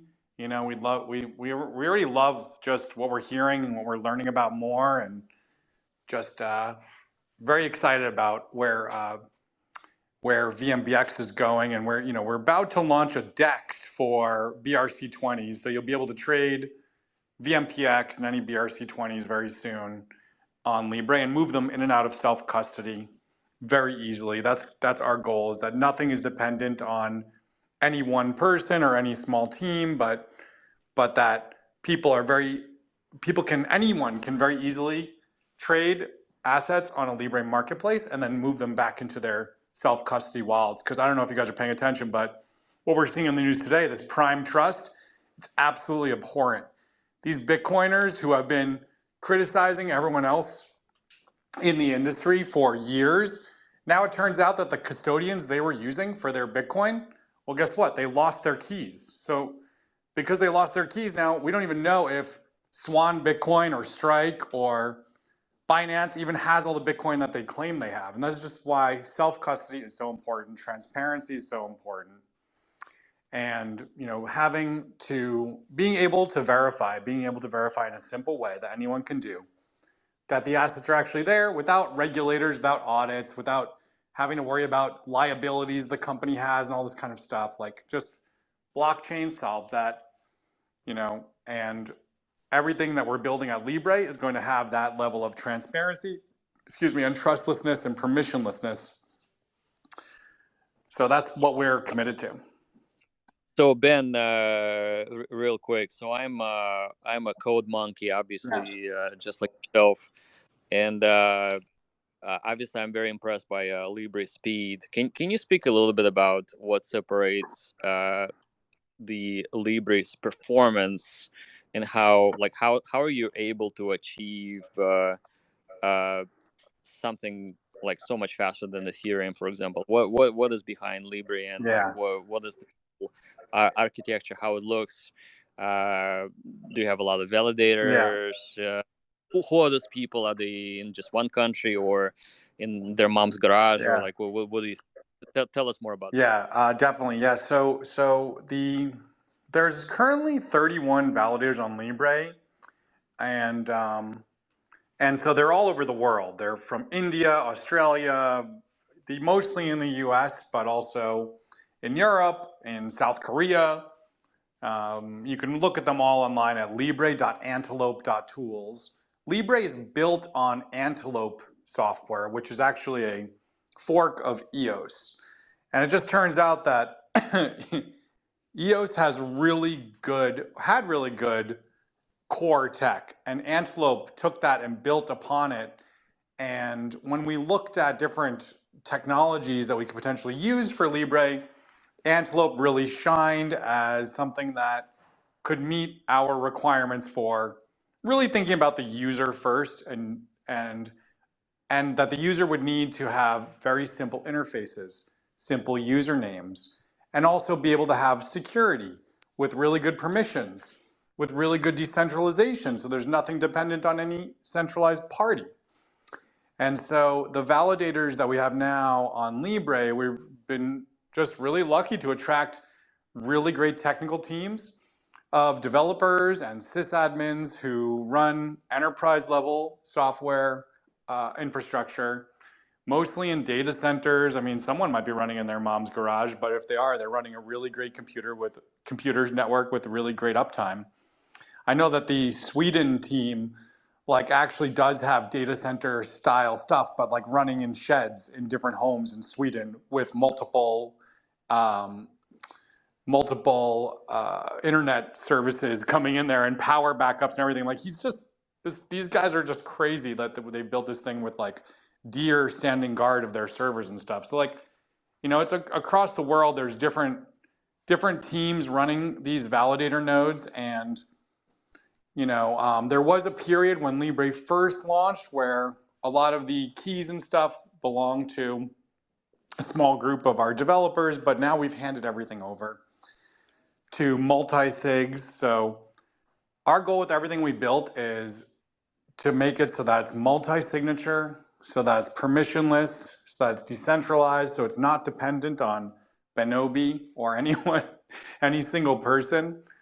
Because the success of a project to really be able to be successful in my eyes, it has to be able to exist without any core team. And I think that's something that I've heard Jack talking about Xen constantly. People are like, oh, but you left Xen. But obviously he hasn't left Xen. And also, if Satoshi was still involved in Bitcoin today, it would not be a success. I can tell you that right now. So projects really need to be decentralized. They cannot be dependent on the activities of a small group or one person, right? That sounds awesome. Yeah.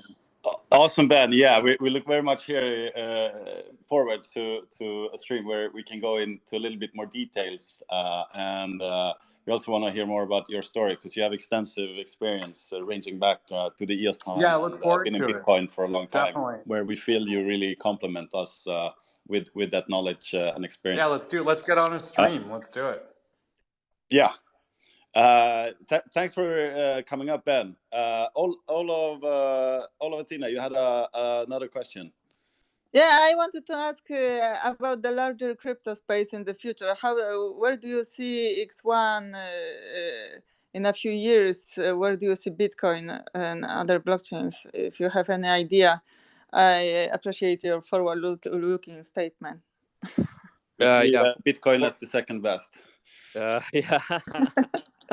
Yeah. Michael Saylor loves to say there's no second best. Well, if you're second best, you're doing pretty well. So I'm really bullish on Bitcoin. I think Bitcoin used to be the hodler's paradise, where you just buy and hold and don't do anything with it. Now you can actually trade it for other digital artifacts, which is pretty amazing. And this whole effect made Bitcoin more secure, because there's more reasons for miners to operate, and they get paid more. So that's really good. Um, so I'm definitely bullish there. I would say can't really lose, especially if we enter a bull market cycle anytime soon. Obviously, I'm very bullish on programmable money, and that's all Ethereum and all that stuff. But now that we have the fastnet technology, I'm gonna dunk on Ethereum as much as I can, because I have a lot of vocabulary to spew on them. And I mean, like, I'm not gonna like be turned into a hater or anything, but certainly looking at Ethereum and even Polygon, we can see how the sequential block processing is really not a scalable solution. It is very, very difficult to maintain speed, performance, security, and stability, the blockchain trilemma within the traditionally envisioned blockchains. So I'm very excited about the directed acyclic graph, and specifically fastnets, and how it's going to turn into X1. I think we're going to have one of the fastest chains out there. It's going to generate a lot of value, where we're thinking really out of the box. We're not just thinking about a single project. We're thinking about multiple projects getting involved in. And there's bridging. There is Zenian ecosystem on every chain that's like no one really has done before. So that's what makes us different, is that we're not shy about just entering the ecosystems that we're not familiar with, and we get to learn. We get to scale our gigabrain rapidly, just with this sort of experiment, by launching everywhere. So I'm very much fond of saying that all roads lead to Zen, and actually it is true, because Zen is based on first principles. It really embodies the ideology of Bitcoin, and this is something that we wanted to replicate with the EVM community, and I think we have achieved pretty good results so far. I mean, the engagement and minting, and all the minters being in profit without the team taking any allocation, or raising any money, or spending even $1 on marketing. So it is totally, I would say, a grassroots movement, because we have created Zen out of nothing, just by minting it into existence on 12 different chains now. So that's super exciting. I think the future is bright, and the technology is getting together, and we're just getting smarter and smarter as a community as we go. So I mean, and if you think about it, there's a lot of people out there who were just purely Ethereum, now are minting bitmaps and various other things on Bitcoin, which is pretty cool. It's just so awesome, and that's how we spread. That's how we grow. That's how we actually gain the momentum, and ultimately the value for every Zenian in our Zen world. And where the DAG gave up on, what did they give up on the trilemma to become what they are? I think I would say a portion would be stability, because it's inherently new technology and can be somewhat unstable. But those things can be resolved and figured out. And like, for example, Phantom Team is working on a faster EVM. They're calling it FVM or something like that. And they're also working on a better database, internal database. Currently, they're using LevelDB, which is inherently slow. And they're working on, I think, something called Carmen, and experimenting with various other things. So ultimately, I think the instability can come from the fact that the chain is so fast. It can end up taxing the server components, and giving more stress to components, because it's actually they're used more. So like the metal, the hardware is used more, so potentially can be less stable. And so their team is have 10 PhDs. They're working on the optimization of that technology so that not only the chain remains or this project remains fast, but also very, very stable. But so far, I mean, what we have discovered that Polygon is less stable than DAG. DAG is actually more stable. So the code quality is better. And partially the reason why I think is better is because they inherit a lot of Vitalik's code, the Ethereum code. Like literally, if you look at their repository, you can see that they're referencing the code base from Ethereum and just optimizing it and making it better. So yeah. All right, we have a bunch of questions coming in here. Thanks, Olo Athena. Reflections. You've had your hand up for a long time. Yes. Good morning. Good afternoon. Can y'all hear me clearly? Yes. Okay, just wanted to first give everybody their flowers. Thank you to the devs here and the devs that are not here. Thank you for the community. Just want to say thank y'all for participating. Just want to say these aren't my questions, but questions of some of those out there in the community. The first one I wanted to address, I can't really ask now because the receipts have been deleted. It was more along the lines of why did quote unquote Jack and the team front run on VMPX, but we can't really touch on that because there's no proof. I think it was touched on one of the streams, so I'm gonna leave that alone. The next one was with VMPX, the allocation, the announcement, and how it's going to be deployed and how it works with X1. Between you and Jack, do y'all consider this to be first principles and fair crypto, in your opinion? Or was it not intended to be 100% pure fair crypto or first principles? So there's actually an easy answer to that. First principles can only be in code. So like in other words, when the code is immutable, that's one of the principles. That's one of the first principles. When it comes to the design of a project that hasn't even been put to code yet, we can't even call it the first principles project because it doesn't exist. Because immutability is not there. Immutability is pretty much will be produced eventually when there's enough validators and the number of nodes on the network that actually ensures enough decentralization. So it's like asking, can the water be used as fuel to start a fire, right? It's not a question that can be answered properly in this particular context, because again, only when the code is there and there is appropriate amount of decentralized parties participating can the project be called first principles. So I would say, to answer your question directly, we are aiming to become first principles chain. But the process of development, because we are actually developing the code and we can change it anytime before it's deployed, it's not really belong in the first principles universe yet because it's not immutable. So that would be, I think, a pretty good answer. Gotcha. Appreciate it. That was all I wanted to ask.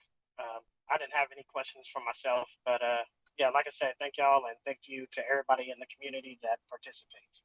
All right. Thank you. All right, let's get some more speakers up here. We have 10. We have Mark.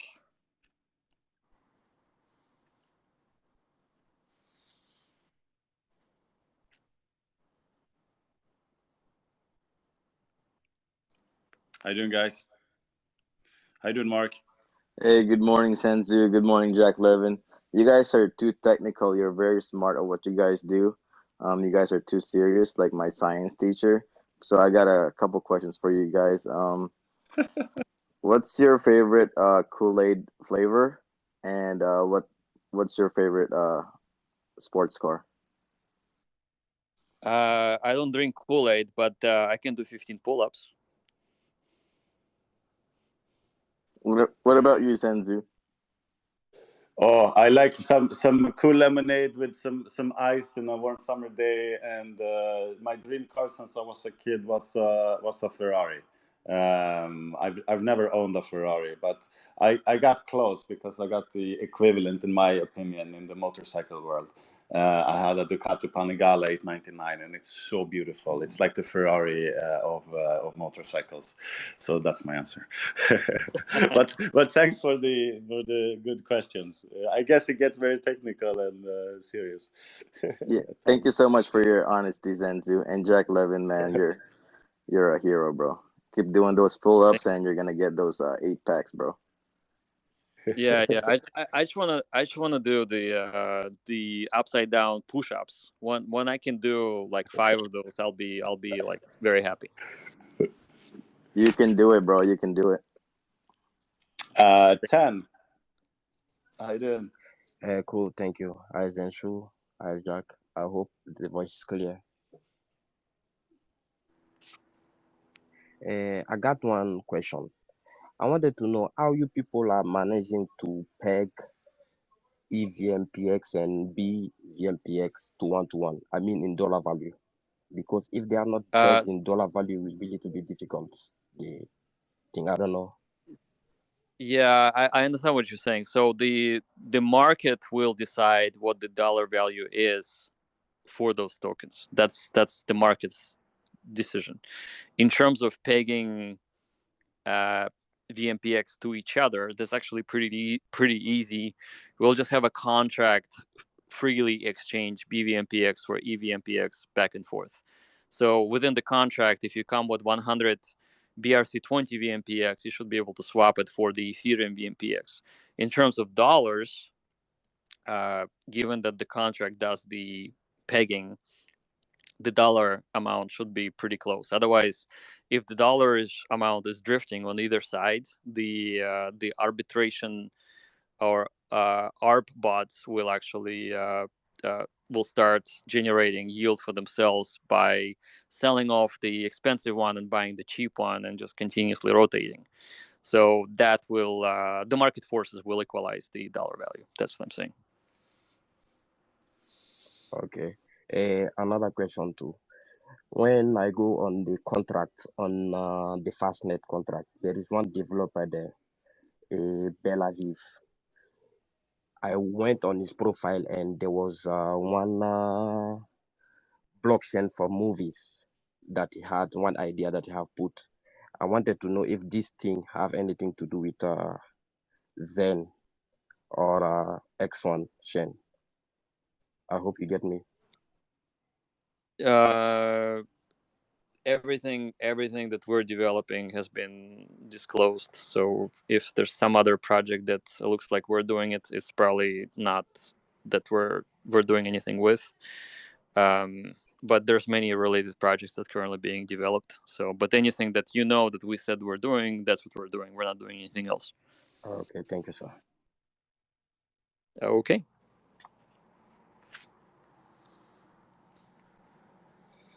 Yes, Caleb, how you doing? Good, and thank you to you both for coming and doing the spaces. I just had 2 questions. One is about the $100 million or the 100 million allocation to NFT burning, and then the second question is with regard to an updated light paper. So on that 100 million XN allocation, is that going to be a separate auction process, or will that be done with the other auction process? I just kind of wanted to get an idea about that. Yeah, that would be completely separate. So just different time, different mechanics, different everything. But the allocation is 100 million.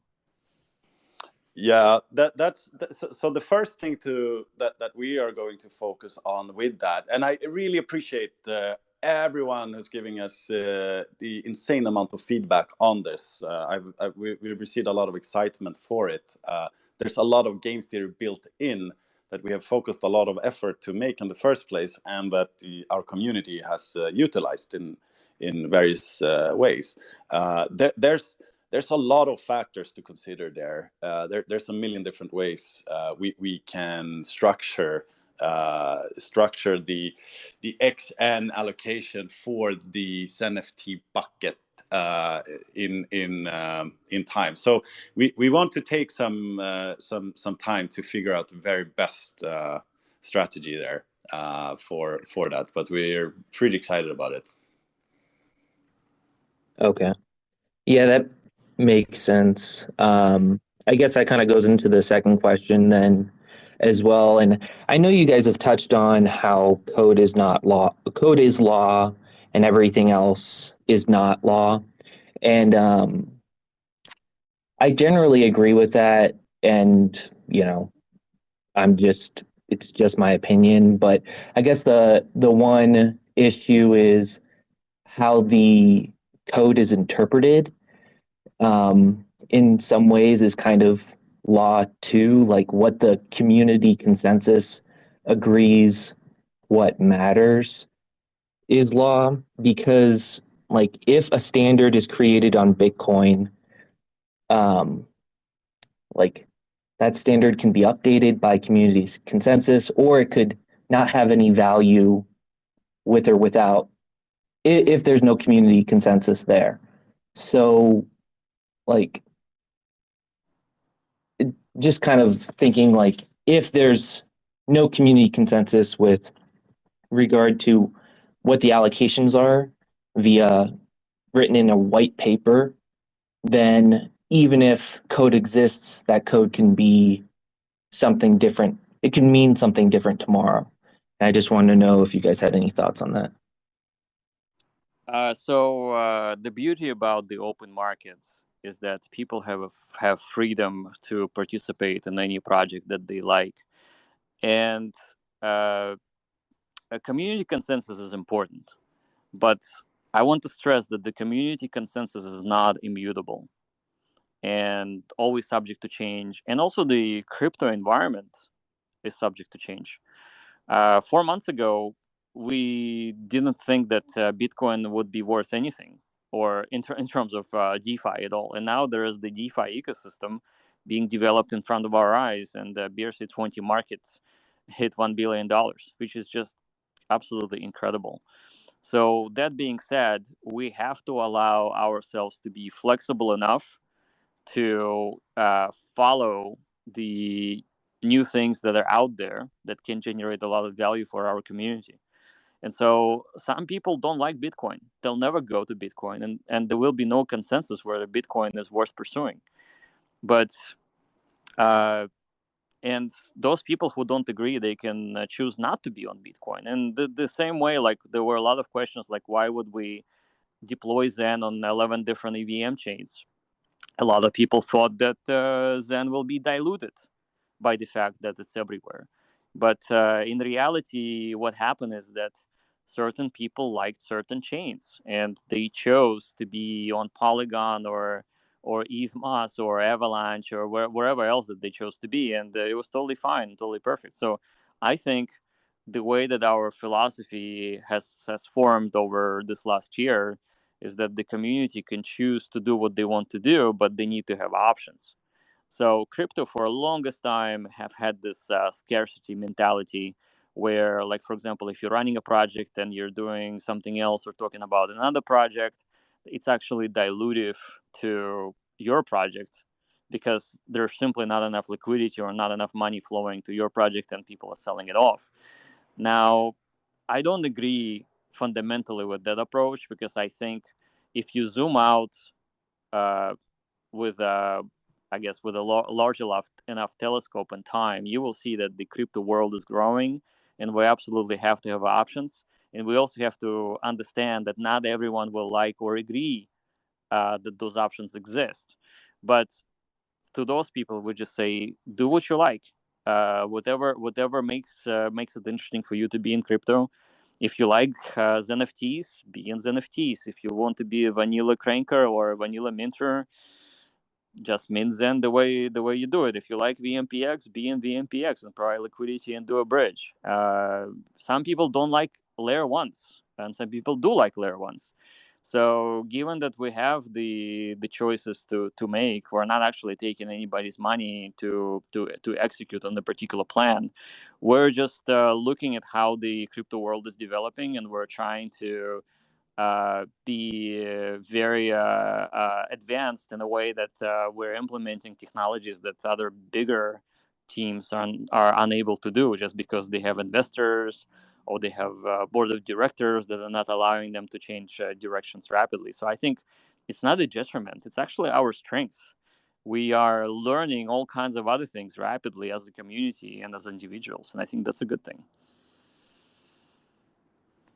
No, that makes sense. I mean, I guess if you look from a force view, and even if you look closer, that all makes sense. In this specific situation, I suppose what maybe it's not a concern to you, and I hate to only talk about allocations, but with regard to allocations, do you sense any issue with simultaneously doing an allocation, which would be Zen Dependence Day, as well as not having a finalized white paper with finalized allocations? So here's the way we're thinking about this. If we were to set everything in stone right now and something changes within the market, and then we're unable to adjust with the market, we're actually doing disservice to the community.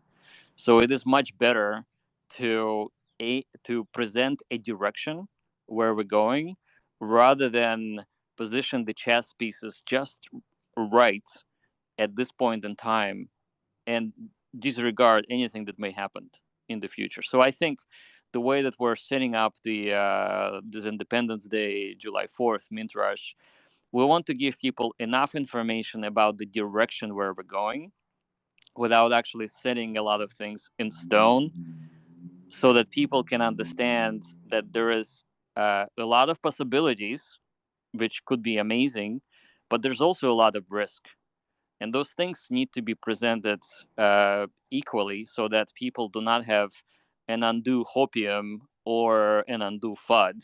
So we need to be somewhere in between. So that is why we feel like, given that the bridge is not even like has a defined due date or a defined technology behind it, we can't possibly actually lay it all on paper and then just stick to it. Not only it's wrong from the perspective that we don't know how well the bridge will work, but it also will lock us onto a path that will ultimately stifle the innovation that our team is trying to achieve. Okay. Yeah, Thank you. I also want to add to that.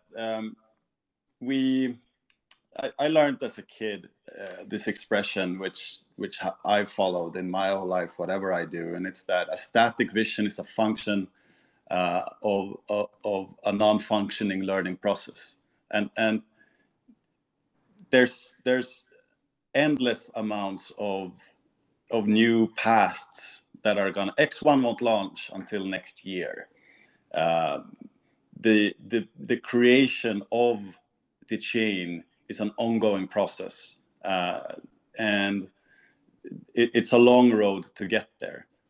Our two biggest strengths that we have is in order to be agile and to be innovative, and we have to amplify those power features in order to stand a chance for the things that we need to make up for when it comes to not having pre-mined, not raising capital, or anything like that. So the creation of X1 is a very much organic process with its pros and cons. Like for a speculator or for an investor, it's a lot of uncertainty, and that it's very hard to give ultimate uncertainties, and as Jack says, put things fixed on a paper, because ultimately the goal of this creation is to create something that's going to have a huge impact in the world. So we, as a builder, this is what we care about in order to make a system that's going to be competitive, not only in a bull market, but create system that's going to be strong for decades to come. And it sounds cliche, I know, but it's reality. You need some sort of agility in order to create something that's going to be powerful. You know, like in most business processes, you don't have this iterative approach, which is something we amplify. You put things in paper and then you make decisions further on, even though they don't make sense at the time, but they were in the marketing plan, they were in the initial presentation, so we got to stick to that now. It is a balance, because people are invested, they are participants, they are in the ecosystem, and we loop everything we do with consideration of this. But it's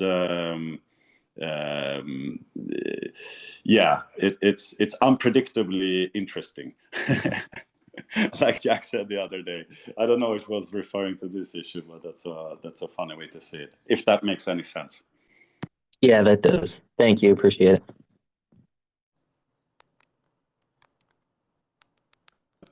Yes. Good to see you, Caleb. Let's bring. We have more questions here. Jerry,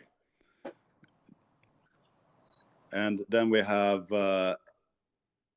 Evgeny. Sorry if I pronounced that wrong. It's Yevgeny. Yevgeny. That's a cool name.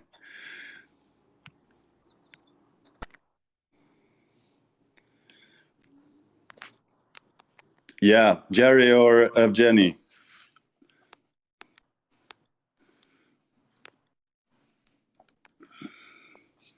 And while we wait, I'm bringing up Xaba Lovas. Hi, can You want to grab some Can you mic hear me? first? I'm sorry. Yes. Hi. How you doing? I have a question for Jack. Do you consider to take some anti-bot measures for the EVMPX mint? Yes, it's called high gas price. Okay. So we're not preventing. The question is that it's okay, high gas price, but and the possibility to do multi-wallet or the same wallet that can mint multiple times. We're not preventing anything of this. Okay, so here's how it works.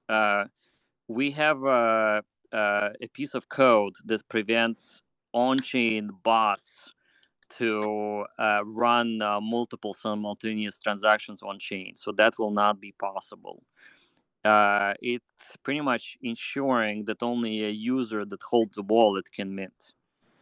So you cannot have a system that has a proxy request to mint VMPX with a bot on chain. So that is excluded, and that's good.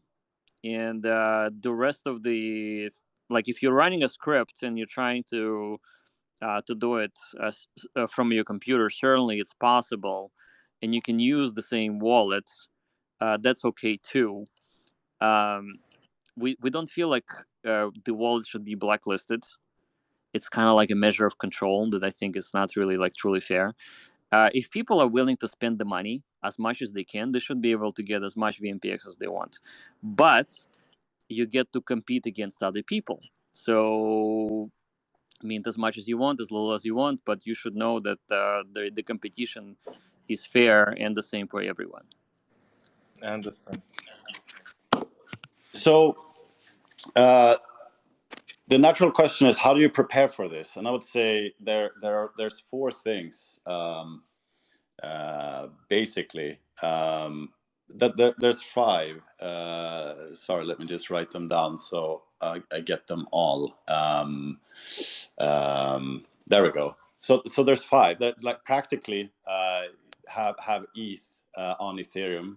That's basically all you need in order to participate.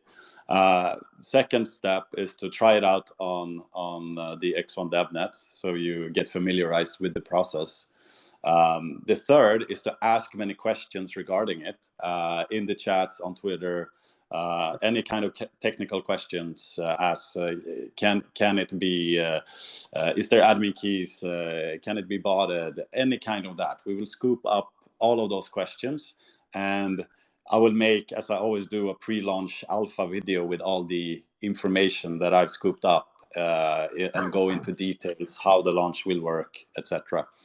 And the question number 5, which is also the most important one, is you have to ask yourself how much you are willing to spend in order to get this. You have to set a ceiling for yourself psychologically, how much you're willing to spend on this mint, given the fact that it's going to be maybe even the biggest stress test for Ethereum of all time. Let's see. And it's going to be a highly competitive environment for those hours. And also, given the uncertainty of the exact utility, the exact allocation, the exact condition for the allocation leading into X1. So you're participating in the process by giving a component that we need to have for the bridge to work. And it's also with uncertainty for all the reasons we have talked about on this stream. So, yeah. Okay, I understand. Thank you, Jack. Thank you, Xen Tzu. Thank you. Thank you. We have Saba, and then Gunin is here also. Hi, Jack, hi Xen Tzu, everyone. Can you hear me? Yep. I have 2 quick different questions. And the first one is, if X1 has to be fully decentralized, wouldn't it be nice if it was untraceable like Monero?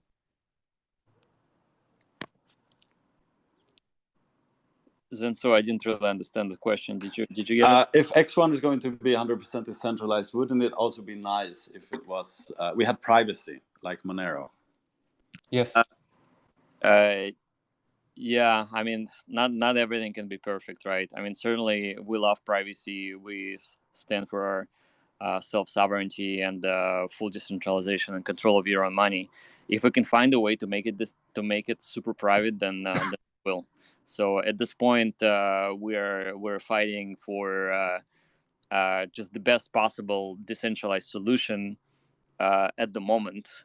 That is compatible with our ecosystem. If we can find a way to make it more private, we will. Thank you. And my second question is, it's a little weird. Have you thought about creating a stablecoin on X1 chain or any chain like Polygon? It's even possible, or it's not make sense at all? So everything is possible. However, I don't particularly believe in stable coins because fiat is always inflationary.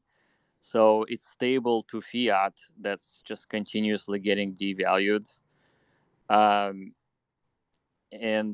in the same way, like, for example, in America, the algorithmic stable coins are restricted. The stable coins that have any sort of collateral actually not decentralized. Like, you guys have seen what happened with USDC. Silicon Valley Bank failed and USDC went down to 90 cents, so it lost its peg, which is not stability. Like anytime somebody tells you, hey, I have let's get the stable coin because it's stable, but in reality it just looks like crypto, but it's really you're participating in the banking system. So we're not really that interested in obviously having collateral that centralizes the monetary power in any way. And at the same time, if we wanted to do an algorithmic stablecoin, then we would be restricted in America. So if somebody can do it on X1 and outside of our jurisdiction, then by all means, we will be fine with that. Okay, thanks for the answers.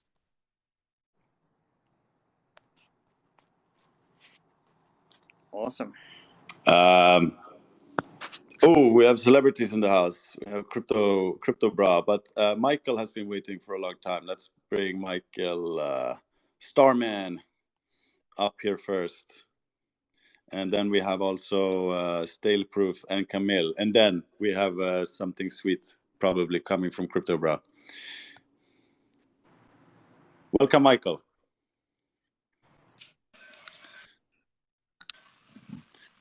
Yeah, can you guys hear me? Yes. We can hear you. Cool. I was going to ask about validators. So where's the best place to read up on validators and kind of creating your own node? At this point, I would say if you go to the Phantom Foundation and locate the section for validators, we're using the same code. So they have all of the information that's, I would say, pretty much updated. They also have Discord, so you can join their Discord server and go to the validator chat room, and people are talking about technology and servers and this and that, like many different things. So that's the route I would take. So look at the documentation first from Phantom Foundation, and then try to join their Discord. Awesome. Thanks for the tip. And yeah, shout out to the whole Xen team. I'm so excited and stoked about X1. It's such a just amazing technology community. It's absolutely phenomenal how it's all coming together. I'm really excited about July 4th. So thank you, everyone.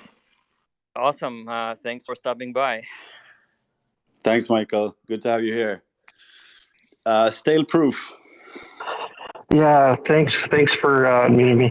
So yeah, good job, team. I had a couple questions. The first is there any need for any indexing solution for BRC20 token or the Libre implementation, the wallet implementation, or do you have your own solution? And second, you mentioned earlier that you referred to $50 billion opportunity. Is that in the BRC20 space?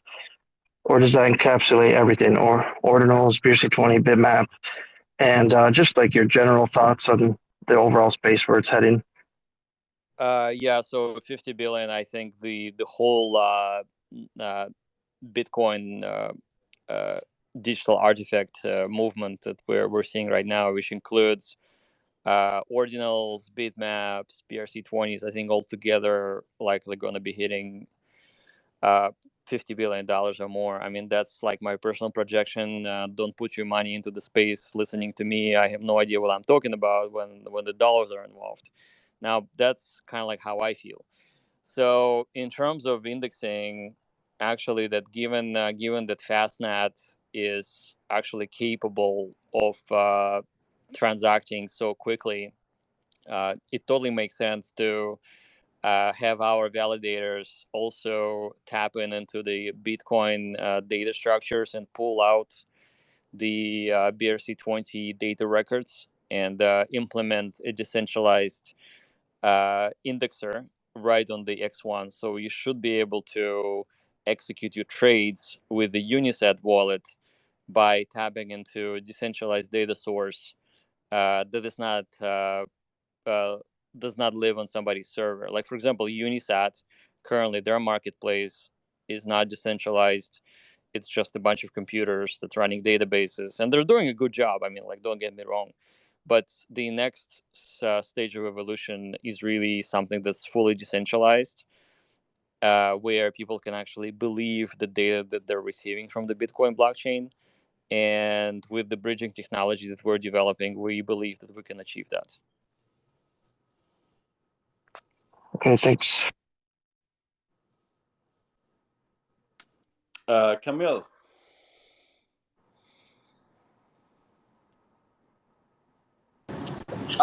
Yeah. I was waiting for so long, and my questions that I had was already answered. So just go ahead and do another person. Sorry about that, man. Yeah, it's hard that's fine. That's to fine. keep track of the order. Yes, I understand. Thank you. Thank you.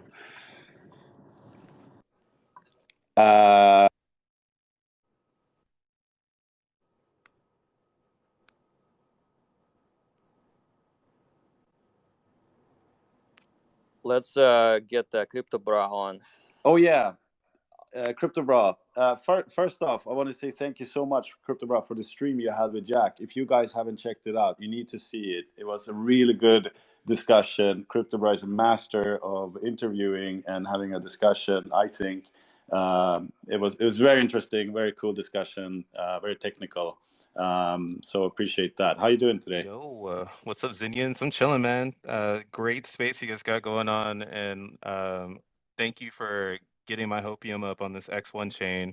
I'm like just jumping with FOMO right now on all types of game theory that's probably going to take place, and that's kind of what brought me to the stage right now because I'm doing my little, do your own research work right now, and I'm trying to get all of the gas limits for this idea that XN is going to be having the 333 auction on all chains. And you guys recently said, or in this space you were talking about, it would be based on the cost of production. But my question is more regarding the chains that have no cost for production. Has the team thought about how to apply value to somewhere where there is no value, or is it like how, or is it still kind of like bubbling up, like how you actually create, do this cost of value where when things are pretty off the spectrum from each other? That question is so deep, I can barely can come up with an answer.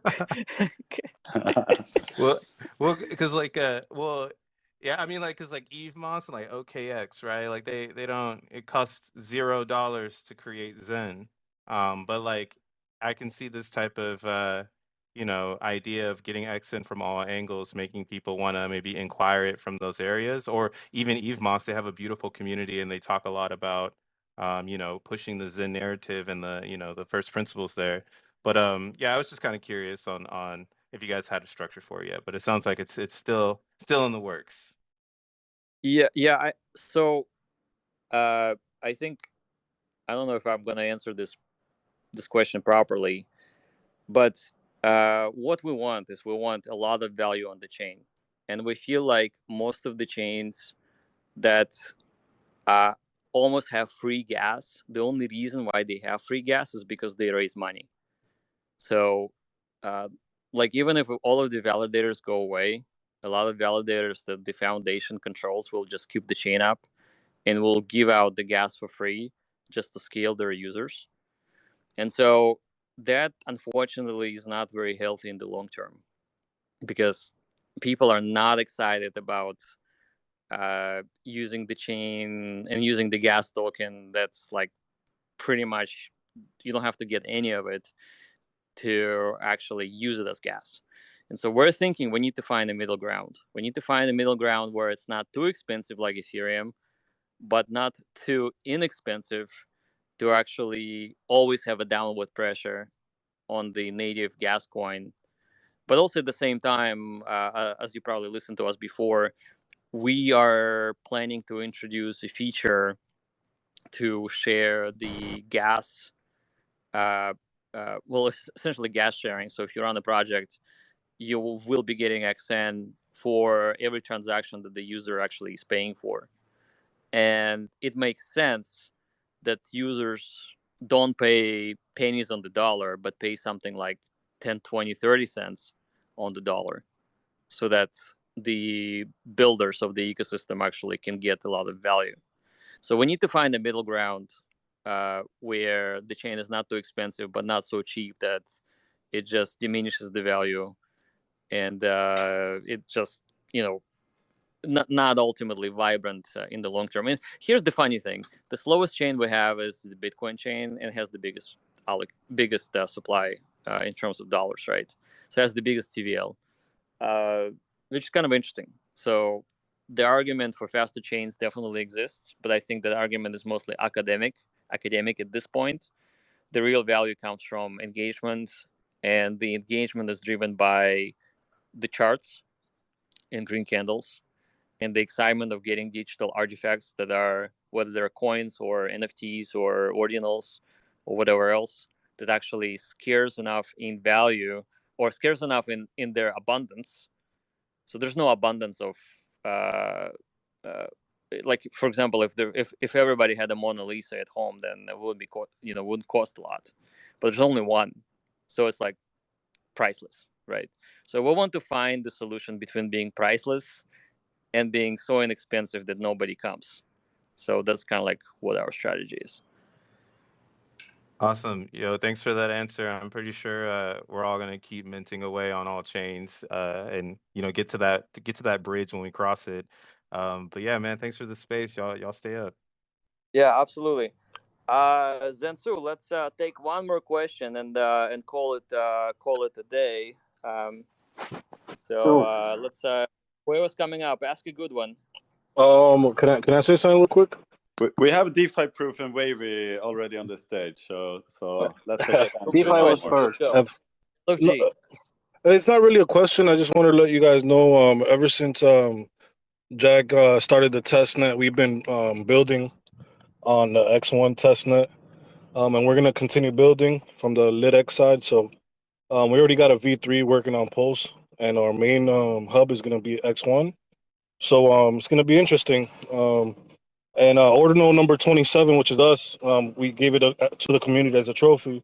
We're gonna continue building. So that's amazing. And LitX is an exchange, right? It's a DEX. Yeah, it's a DEX. It's a V3 DEX. Okay, and for people who want to find out more about it, what is the website that they can follow? Oh, they could just go to litx.xyz. And again, guys, we're testing, and it's gonna be live testing on X1 chain very soon. Awesome. Glad to have you, and thanks for everything you do, DeFi Proof. I love your songs, by the way. I appreciate you, Jack, man. Have a great day, guys. So, hello, Jack. Are you hear me? Yeah. Okay, so I have a quick two questions. The first is, do you plan or what's your plan when the free auctions will just will be done? What's your plan? Because I'm afraid when the X1 will be live, when the XN token will be fully distributed and stuff like this, Zen will do something similar to eHex on Pulse chain. I'm afraid about that because everybody will get their allocation. And do you have any plans to avoid that stuff in the future when or you are prepared for that, or how you look on that situation? Because I think people everybody will jump on the X1, on the XN token, and then after launch, after free auctions will be like very, very undervalued. So yeah. So we actually solved that possibility and that problem by introducing Zen Burn, continuous Zen Burn for many, many, many years while Zen exists. We're talking about like more than 10 years. If you're burning Zen, you will be producing XN. So there always going to be a burn pressure on Zen that will generate value for it. Okay, excellent. And another quick question. I'm an Apex holder, and I just want to know if you will, like reward holders of the Apex, because to be honest, I just paid much more for the NFT because I bought it from the OpenSea, because I thought, okay, if I pay more for those Zen that somebody burned, I will keep any reward or allocation if you will do the allocation for the Zen NFTs. How about Apex and Limited? Is there any chance you will use them? And is there, because right now I don't see any reason to buy them. I just bought them because I thought the holders will be rewarded. That's my point. Yeah, so we're working on the amplification proposal for Apex and Limited. So the more scarce the class of these NFT you hold, the more amplification you're going to get. Okay. So we're working on that proposal. So we're not gonna leave the the early OGs in the ZenFT ecosystem behind. Okay. So there's 100 million XN allocation for those guys. So definitely that's coming up. Okay, thank you very much, Jack. You did a great job. I love this project, and I got the biggest bag in Zen, and I hope in 2 years I will left my fucking job. You know what I'm saying? Great. Thank you. Yeah, the NFTs have very interesting game theory involved. We always said that they are sort of like rare diamonds, and if we create some game theory with them, with burning involved, they could sort of also become deflationary diamonds. But let's see what we come up with. Yeah, so thank you so much, guys, for giving us your questions, your support, sharing your concerns, whatever it is you're wondering on. We will focus now a lot on the upcoming Zendependence Day, together with everything else we do in parallel, of course. And it's going to be very exciting times ahead of us, as always. So stay. Yeah, Gunin, you wanted to say something. Did you not get a chance before? Maybe let's get you up here. And last one. Okay, let's do it. Hey, so all right, confirm that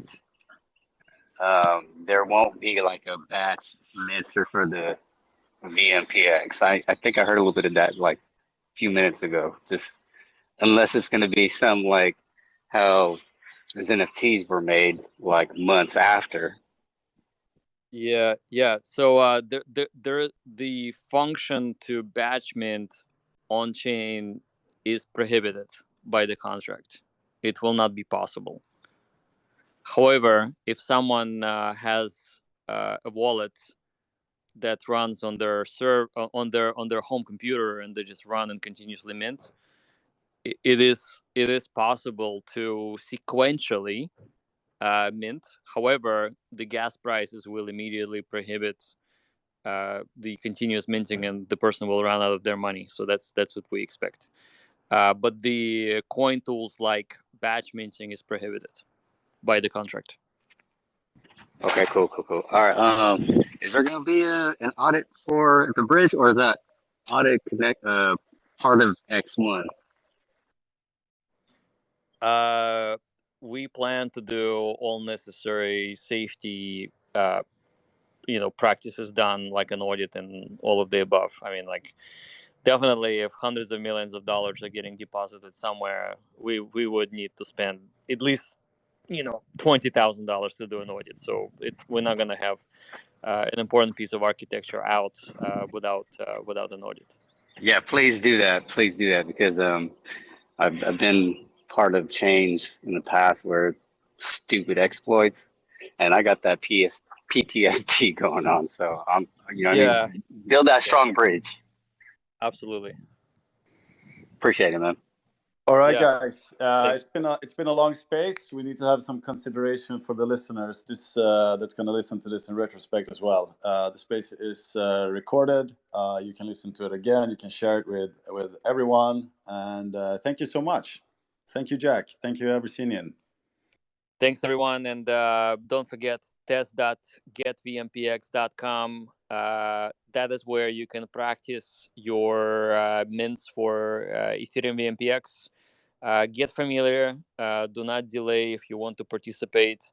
Again, participation is optional. It is not required. But those who want to do it, please make sure that you do practice. We do allow for the free practice right there on the X1 chain right now. Thanks, everyone.